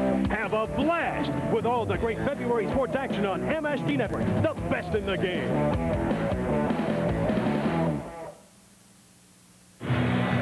The Bucks are getting clutch shooting now in the stretch. 2:44 to go. They're enjoying a 2-point lead. Vin Baker, the NBA All-Star selection for the Milwaukee Bucks. What a tough jump shot. Very hard for defenders to deal with that. Murdoch giving the ball up again. Baker facing the basket this time right on target. He loved it. Baker with the 20 points, 12 rebounds. Robinson 18 points and 9 rebounds. The Milwaukee starting front court is severely outplayed. The Knicks front court, Patrick Ewing has tied the game at 86. 22 points for Ewing. 2:25 remaining in the fourth quarter. Both teams have 3 conventional timeouts remaining. They each have their 20 left. Marty Conlon. Vin Baker. Baker played by Mason. Shot clock at 1. He has to throw it up and hits. Vin Baker giving the Bucks an 88-86 lead. And a very unemotional response by Baker, who makes an unbelievable pressure shot on that play. He's hit his last 5 shots. And Baker with some support here from Hartford, Connecticut. That's where he went to school. Ewing, and rebounded by Baker. So the Bucks with the ball, they lead by 2, 1 minute and 40 to go in this fourth quarter.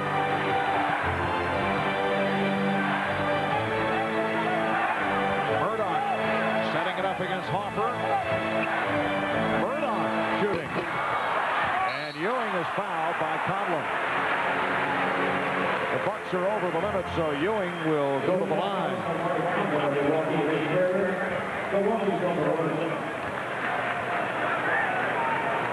Patrick Ewing 6 for 7 at the free throw line.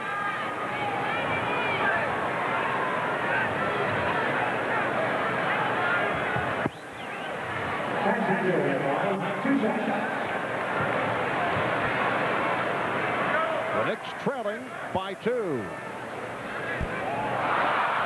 Amazing, Marv. After that first quarter, when we were describing the porous defense of the Milwaukee Bucks,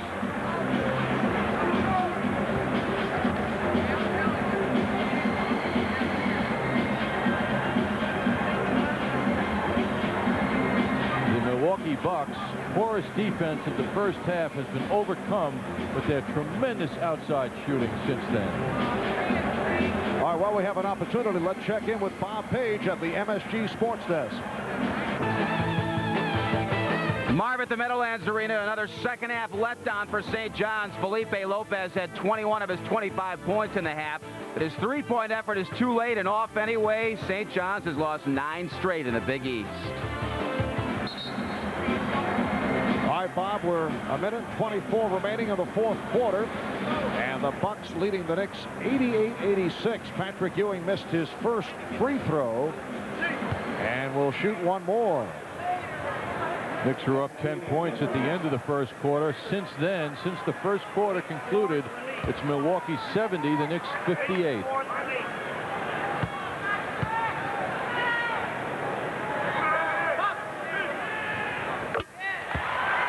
One-point lead for the Bucks. The Knicks have won the last 7 meetings against Milwaukee, 10 of the last 11. The last time the Bucks won here at the Garden, December of 1990. Shot clock at 6. Robinson.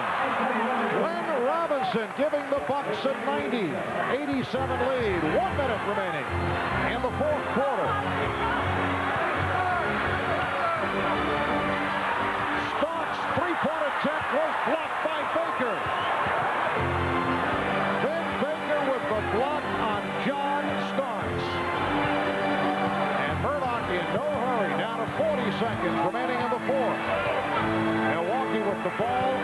3-point lead. Here's Murdoch to the reverse. Rebound, batted away from Ewing, handled by Murdoch. And you can hear the boos from the crowd as Milwaukee takes a timeout. They'll have 21 on the 24 remaining. 28 and 6/10 seconds to go in the fourth quarter, and the Knicks are trailing by 3. Yeah, they all look innocent enough until they start ganging up on you. Then you'll be glad you invested in the security of Jeep Grand Cherokee with full-time force.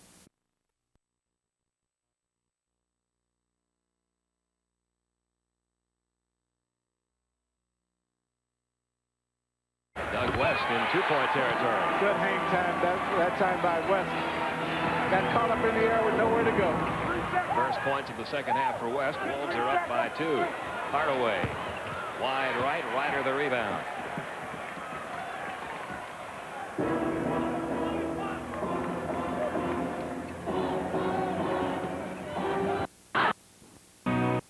The final seconds. And back on the 25th of January at the Spectrum in Philadelphia, Todd Day was able to score. And this turns out to be the game winner as Day is able to hit. So only 2 wins the last 8 games, but both in clutch fashion. Mike Dunleavy trying to low-key the celebration, trying to take control of Todd Day. Right here, Mike Dunleavy's Bucks with a 3-point lead on the Knicks. And if they're able to hold on, this a loss that would not be well received, in particular coming off the 0 for 10 in overtime in Orlando on Sunday. Yeah, well, it would revive the memory of December 12th here at the Garden when the Knicks lost to Miami. Mason giving the foul for the Knicks, their second team foul. But the next one, because it's their first in the final 2 minutes, the next one puts the Knicks over the limit. It is now a new 24 for the Bucks. 27 and 6/10 seconds to go in the fourth quarter. 3-point Milwaukee lead. Now the foul is given by Harper to send Murdoch to the foul line. Murdoch is just under 80% at the line. It's committing fouls in order to get possession of the basketball. That's what they need at this time, being down 3. And the Knicks just trying to stop the clock. They'll work the percentages at the line. At the same time, the Bucks will try to keep the ball in the hands of the good free throw shooters like Eric Murdoch. He's 4 for 5 tonight at the line. 4-point lead for the Bucks. Murdoch's come back a long way from a poke in the eye early in the exhibition season that has inhibited his play throughout the year. It's still not 100%, but it continues to get better.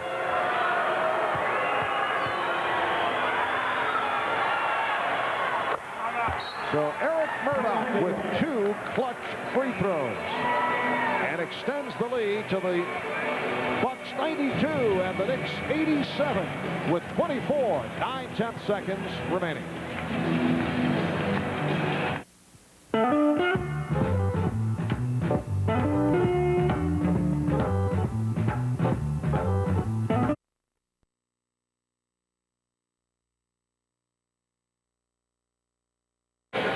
Pacers playing at Charlotte and lead by 4 in the fourth quarter.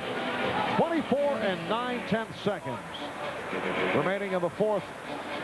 The 3-point situation, the Knicks, who were hitting him in the first half, not hitting him in the second. 8 for 17 overall. The Knicks are down by 5 and need points in a hurry. Ewing off the fake, throws it back out, and Day is right there, and the foul is called. It has been a nightmarish ending for the Knicks here in the second half. Starks picks up the foul. A second half that saw the Knicks score only 12 points in the third quarter. That's a season low for the Knicks for a quarter. And now Todd Day to the line. He's 2 for 2 at the line. A 75% free throw shooter. There have been so many costly turnovers as the Knicks have tried to put something together positively throughout the game.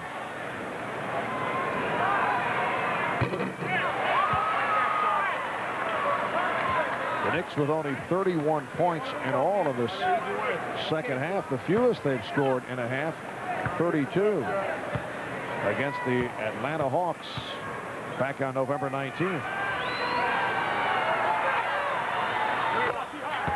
The Bucks lead 93-87. Pat Riley taking a timeout with 19 and 5/10 seconds remaining in this fourth quarter. We'll be back in a moment.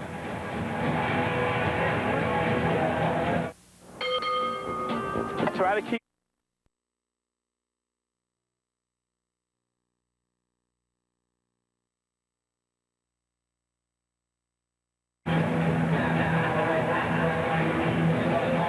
Pat Riley will have a lot to say in the Knicks post-game show.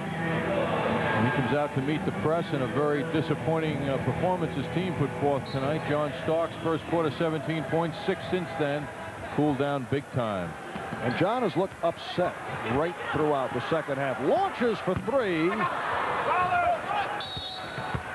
And we're down to 12 and 8/10 seconds remaining as Ewing is called for the foul, and the Bucks beginning the celebration. A 6-point lead, and once again they're headed to the free throw line. So the Knicks, who had won 3 straight, 9 of 10, 17 of 19 coming into the game in Orlando on Sunday, are now headed to their second consecutive loss and a very difficult matchup against the Pacers in Indiana tomorrow night before the All-Star break. And then they'll pick it up with games at Detroit and a home-and-home set with Miami. One of the points about the All-Star break that concerned Pat Riley is the Knicks kind of looking beyond, as most teams would at this time of the year, to the long weekend vacation, except for those chosen to play in the game, and that looks like what bothered the Knicks tonight. They didn't bring their intensity to this game. And another turnover. It has not been a strong game for Anthony Mason. The Bucks scoring the last 7 points in the game, and they go to a 95-87 victory. Again, some boos from this crowd. Certainly one of the low points of the season for the New York Knicks, who are held to 31 points in the second half. That is their low for a half. So the Bucks break the Knicks win streak against them. The Knicks had won 7 straight against Milwaukee. We'll be back with the recap in a moment.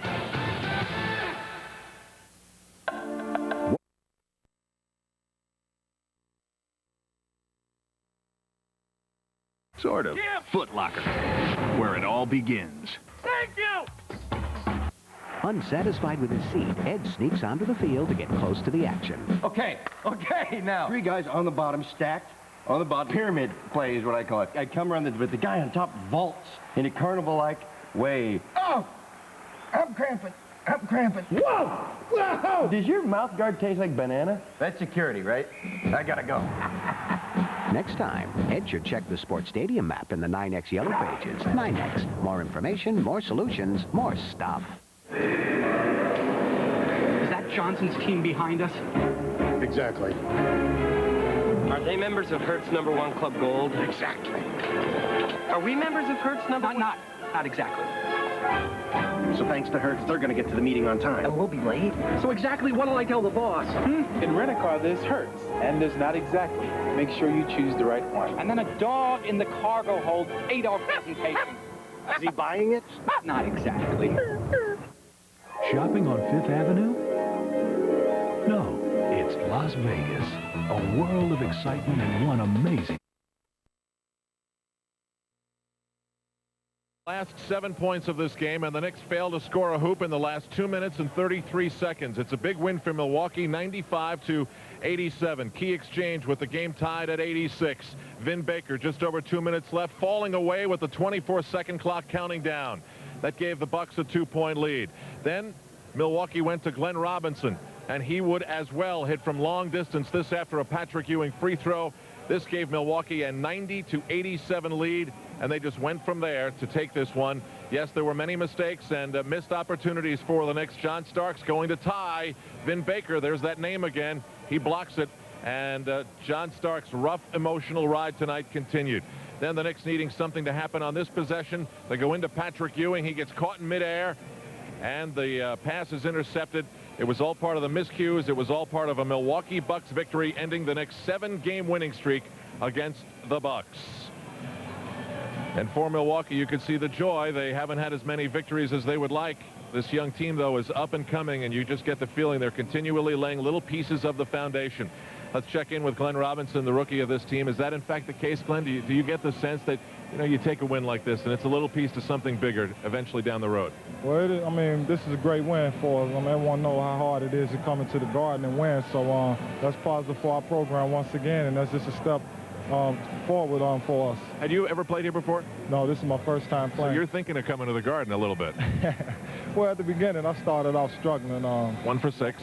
So I'm going to say that I had to get adjusted to the rim since it's my first time coming here. But I think we all put in a good team effort, and we just fought. And our worst quarter is always the third quarter. So before we came out, we said if we just maintain in this third quarter, we will have a chance to win this ball game. Complete role reversal from the game that was played in Milwaukee. There in the first half, you were great, 21 points. Then quiet in the second half as you guys only had a 31-point second half. Tonight, you were much better in the second half, and you held the Knicks to 31 points in the second half. Well, I mean, that's how basketball goes. It's a strange game. We shoot the same shots, and the quarters never move. It's the same size, and sometimes you can't put it in the bucket, and you just have to keep working hard and look forward to the next day. Glenn, you have to be one of the least emotional players that I remember seeing. Whether it's 1 for 6 or you're 10 for 10, it looks as though the look on your face never changes. Well, my high school coach taught me that. He always told me to let the game come to me, and when I'm shooting bad, don't try to shoot shots that I don't take. Keep taking the ones that I normally take, and that's what I did. And things started turning around for us, and we just got back into the ball game. We had a great defensive effort. In the first half, there were times when it looked as though your team defense was not exactly as tight as you or Mike Dunleavy would want it. Talk to me about this team's commitment to defense, because you completely turned that around in the second half. Well, as you can see, if we play defense, we can be in a great position to win ball games or even win. So, I mean, that's key for us. We're not a real big team, so we have to play as best defense as we can and help out and help each other out and rebound. Now, Glenn, I'm sure you come in, you look for any edge you can. Some people might look at the Knicks and say, you know what, they may have lost this game on Sunday, not tonight, because they put so much energy into that game with the Orlando Magic. Does your team think about things like that, and did you think maybe they were a team that could be had? Well, I don't know. We just wanted to come out and we just wanted to play hard. I mean, we all know, I mean, it's difficult sometimes to play back-to-back games. We experienced that the other night against Philly, so I guess what goes around comes around. Now, after missing training camp, you know, you had the late start, but you seem to be in some sort of a groove right now. What percentage would you say that you want to be? 80, 90, 100, what? Well, I think I'm probably around 75, 78. After the All-Star, I'm looking forward to the last 40 games so I can come out and show everyone what my game is all about. We look forward to seeing your performance in the rookie game. Thanks a lot, Glenn, for coming out. Thank you. Glenn Robinson of the victorious Milwaukee Bucks, and if he's at 75%, that's bad news for the rest of the NBA. We've got much more to come in our post-game coverage. Bucks win it 95-87. Let's go to Bob Page at the MSG Sports Desk. Thank you. Let's start with a wild story in college basketball tonight.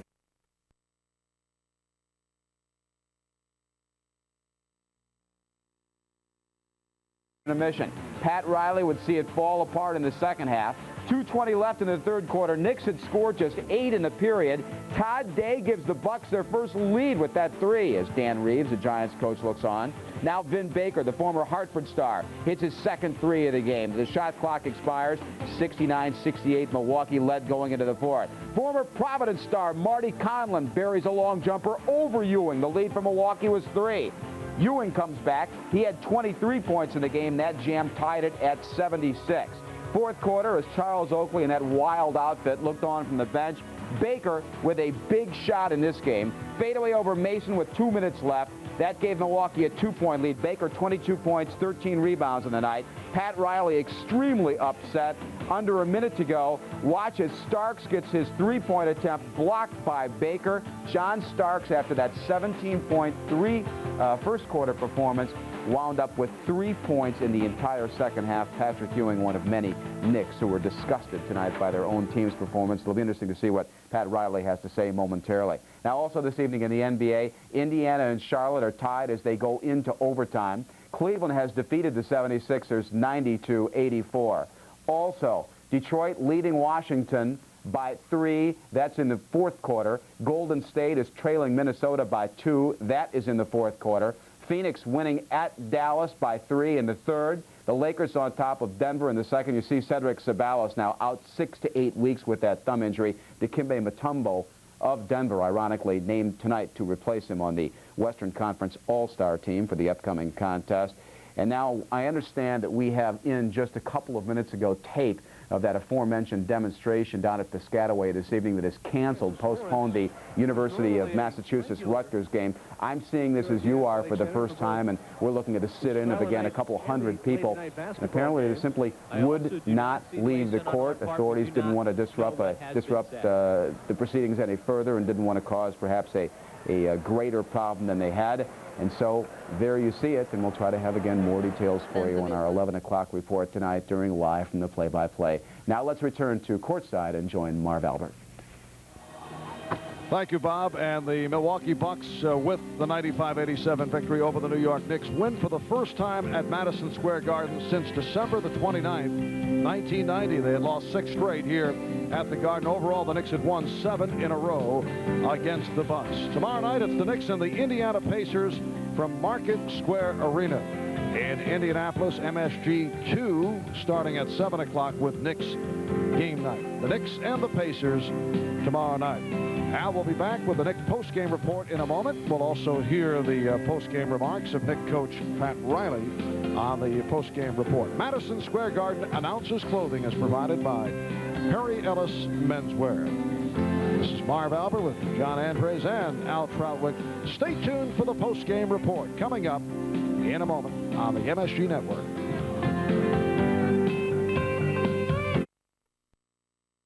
Ice Draft. Taste the future of draft beer. New Ice Brewed Ice Draft from Budweiser. By Head & Shoulders and Head & Shoulders Dry Scalp, because great hair can't have flakes. By AT&T International Business Services. Let AT&T work for you. By the Discover Card. It pays to discover the card that pays you back. And by Nike, who encourages you to participate in the lives of America's youth. Knicks fans, the official yearbook of the 1994-95 New York Knicks is here. This 140-page edition gives you a close-up look at the entire team with full-color action photos, plus photos from last year's exciting charge to the NBA Finals. Even a special section commemorating the silver anniversary of the Knicks' first World Championship team. For your copy, send the $11 check or money order to Knicks Yearbook, 2 Penn Plaza, New York, New York, 10121. Attention, Debbie. See the grace and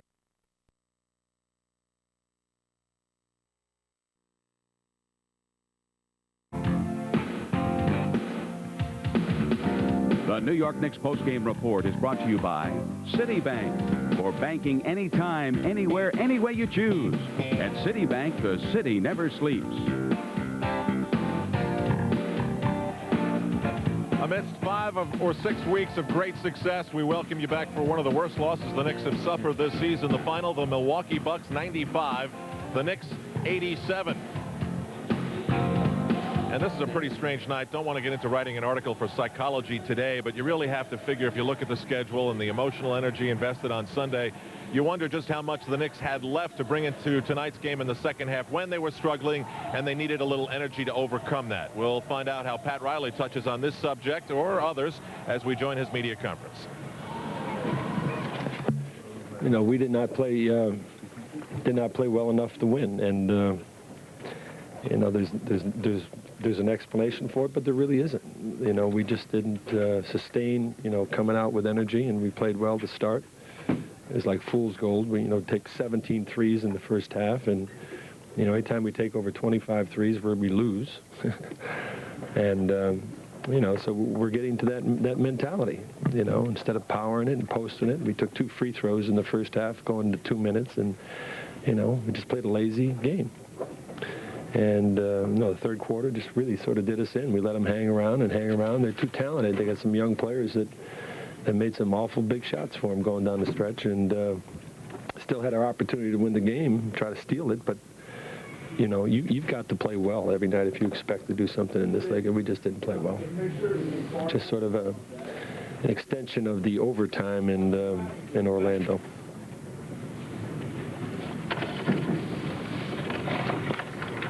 You had to think that was behind you, Pat, the way you guys came out today. Well, you know, we did a lot of review yesterday and talked about it, but still defensively, you know, we break down in certain situations. But, you know, it was a low-scoring game. You know, it was 80s and 90s. But from an offensive standpoint, we had great opportunities. We just did not convert. You know, missed some key free throws in the last 2 minutes. You know, had a big shot we missed on a layup to keep us there. And, you know, they hit a shot to put them ahead by 3, and that was it. Is there any sort of tired going into the All-Star break? What's that? You think the team is tired going into the All-Star break? You know, you don't want to talk about that. I mean, if they are tired, everybody else in the league is tired too. You know, it's equal. There's nobody more tired than other teams. Was there any sort of hangover from the York game? I don't know. There shouldn't have been. As a matter of fact, they should have energized us to take the loss and come back and make sure we get the home win. And you got a big game tomorrow night. We just did not come ready enough to make sure we won the game. Pat, your team's usually most aggressive in the last minute and a half, 2 minutes on defense. Tonight, it just seems they stood around a little too much. No, we were aggressive. You know, I mean, we made them take tough shots. They made them. I mean, Vin Baker made a tough turnaround in the lane to put them ahead by 2 with a hand in his face, and it went in. And Murdoch makes a great drive and kicks it to Robinson, and Robinson knocks it down. I mean, that's what you're left with. If you're going to play down into the last 2 minutes at home, I mean, a team's going to, they can get you, and they got us. I know every loss is tough, but is this one of the most disappointing losses? Well, there's been other losses this year. You know, I mean, the start of the year we had a lot of disappointing losses, but yeah, it is. You know, it's a disappointing loss from the standpoint that we've had a good roll going, and, you know, we're 17-3, and sort of lose your last home game for the All-Star game, you know, before, you know, with a team that's 17-29, they're a talented team. And, you know, they can get you if you're not really ready to play well and execute well and concentrate. And we weren't. After the Orlando game, you said something about John not driving enough. He didn't really drive to the hole again tonight. I don't know. You know, we talk about it, so, you know, he got off to a good start. He had, you know, he was shooting the ball well in the first quarter, and, you know, but it led to a game that becomes contagious to shoot jumpers. And it isn't his fault. It's just the way it is for all of us. And we had 17 threes in the first half against a team that we should be posting up. In terms of the play of Charles Smith, is there anything you can do to snap him out of this, or are you concerned about it? I don't know. You know, we've talked a lot about it, so you got to play in this game, okay? He often says there is winning and there is misery, and you get the feeling Pat Riley is feeling a little bit or maybe a lot of that tonight. In the Coaches Conference, brought to you by the New York Times. Vin Baker looking like the all-star he is. 22 points, 13 rebounds. He was a big factor against New York tonight.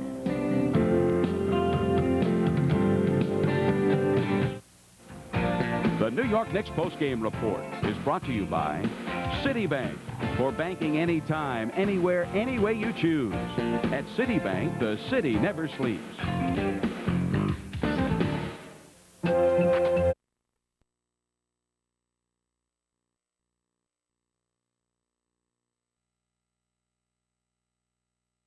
Patrick Ewing for a time tried to carry them.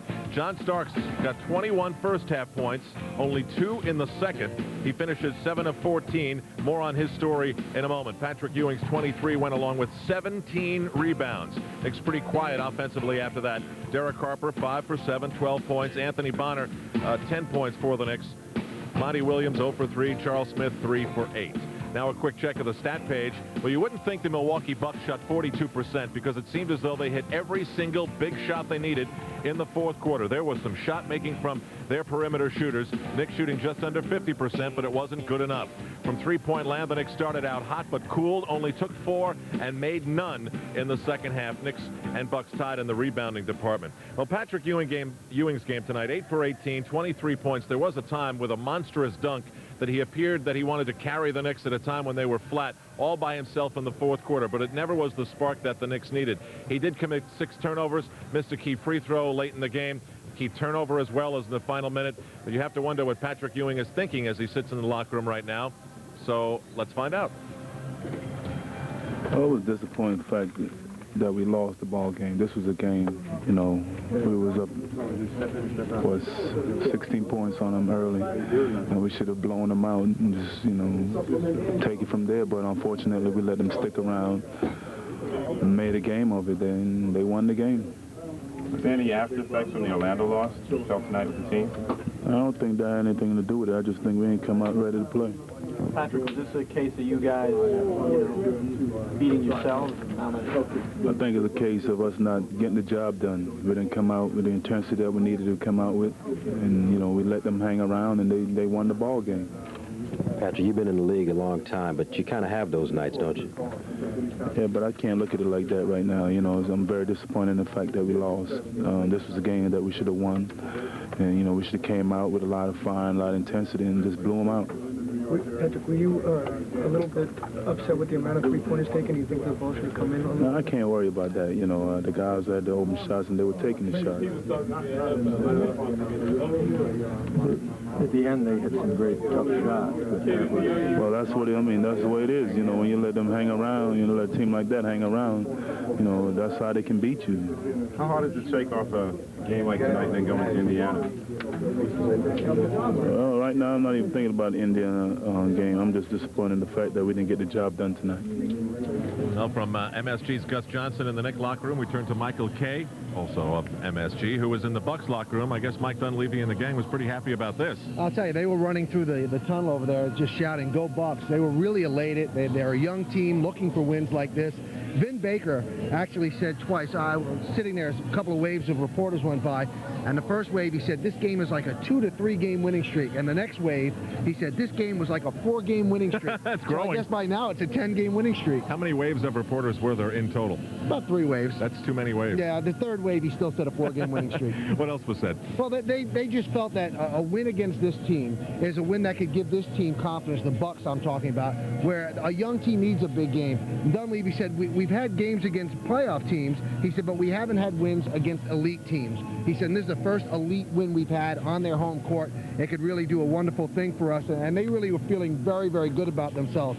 Eric Murdoch said that this gives us a lot of confidence. We're a young team, and we need a win like this to propel us to greater things. They were really selling this as a big thing in that locker room. Well, they came into tonight's game 13 games out in the Central Division in 6th place, but they're still packing them in at the Bradley Center. Glenn Robinson and Vin Baker has everyone excited. They're averaging, I think, over 16,000. They just sold out their last game. This game was on TV back to Milwaukee, and you get the sense that the city and the team itself understands the reality of being young in this league and not thinking too big in terms of achievement and taking a win like this and saying, okay, we're headed in the right direction. Well, I spoke to Dunleavy before the game, and he said just that. He said, you know, we're doing things the right way. He said, right now we know we've got a front line, 2 guys that are going to be together for 10 years. He said, that's a pretty good thing to build on. He says, and we'll slowly put the building blocks together, and that's why they look at a game like this as a tremendous building block for them. And also, they wanted to just shout to their fans and the people, the New York media, because the first thing that Dunleavy said when the reporters got to him, he said, where's Peter Vesey? He said, Vin Baker doesn't deserve to be in the All-Star team. This should show people that he deserves to be in the All-Star team. So they were really thumping their chest after this win, and really, why not? Although Dunleavy did admit that he expected the Knicks to come out a little bit flat. They came off a big game against Orlando. He said, I read things in the paper where Pat said he wanted them to watch films and things like that. He said that's what a coach does when he doesn't want them to have a game like this.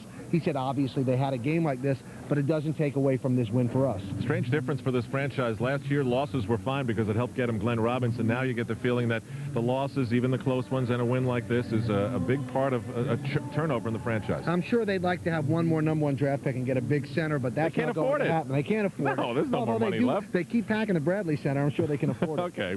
Michael Kay's report from the victorious Milwaukee Bucks locker room as we'll continue on our post-game show here on MSG, talking about a game in which the New York Knicks lose to the Milwaukee Bucks by the score of 95-87. Todd Day also part of that performance tonight for the New York Knicks, just beating Patrick Ewing. Back in a moment.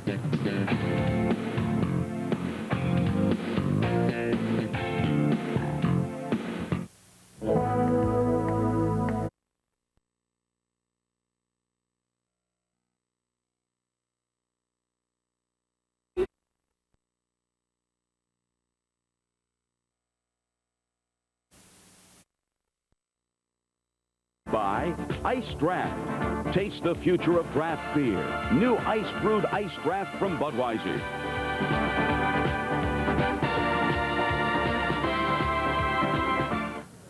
And the ice draft dunk of the game was one that Ben Baker couldn't stop, and one of the best Patrick Ewing dunks of his Knick career. It was awesome. The Garden was roaring.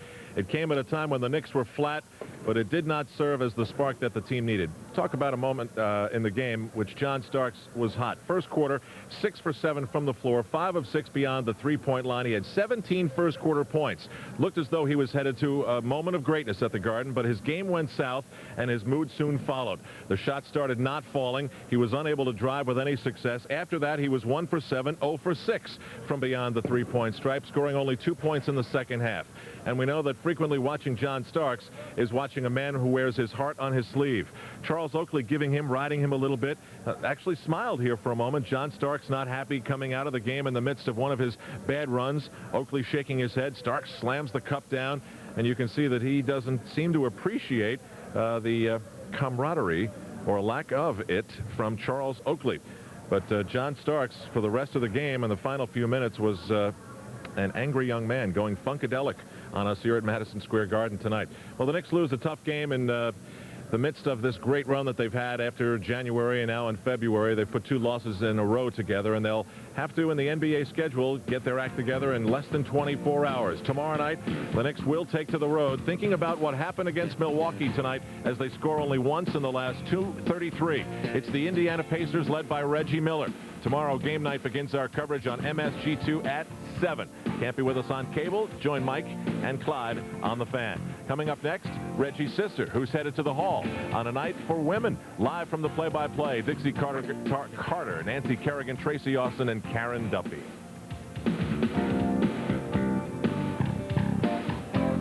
As Patrick Ewing said, he didn't think the Knicks came to play tonight. They looked so sharp in the first quarter, but after that, things started to turn around. The big reasons, Vin Baker, Eric Murdoch, the star rookie Glenn Robinson, as Vin Baker celebrates his selection to go to the All-Star game in Phoenix this weekend. Even Marty Conlon, undrafted from the Bronx, a great story and a major contributor, and another New York City guy, Mike Dunleavy, enjoying his night at the Garden tonight. We wrap up our post-game show for Marv Albert, John Andres, our producer Howard Singer, and director Bob Lewis. I'm Al Troutwig. Good night.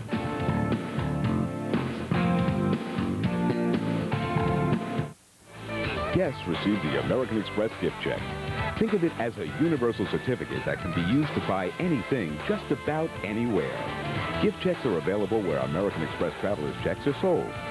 Guests also receive Iowa's new TV VCR combo featuring a 13-inch Trinitron picture, 181-channel tuner, hi-fi stereo recording VCR, and remote control.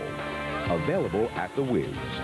Tonight's guest also receives dinner for 2 at Martini's Restaurant. Located at 53rd and 7th Avenue, an Italian trattoria with New York City's largest outdoor cafe. Another fine Reese restaurant. And some of our guests receive a watch from Fendi. The 900 series, registered Italian design, finely crafted in Switzerland with quartz movement for precision timekeeping, water resistant to 165 feet. The Fendi Timepiece Collection, available at Macy's and other fine department and jewelry stores. Winter's here, and you're seeing a lot of four-wheel drive sport utility vehicles advertised. Of them all, the Suzuki Sidekick is the lowest priced four-door, only $15,179. Loaded with a 16-valve engine, anti-lock brakes, power steering, security alarm, AM/FM stereo cassette, tilt steering, and a side hinge spare-mounted tailgate. All standard. Suzuki Sidekick, the only four-door, four-wheel drive sport utility as low as $15,179. Don't let anyone snow you. For your nearest Suzuki dealer, call 1-800-447-4700.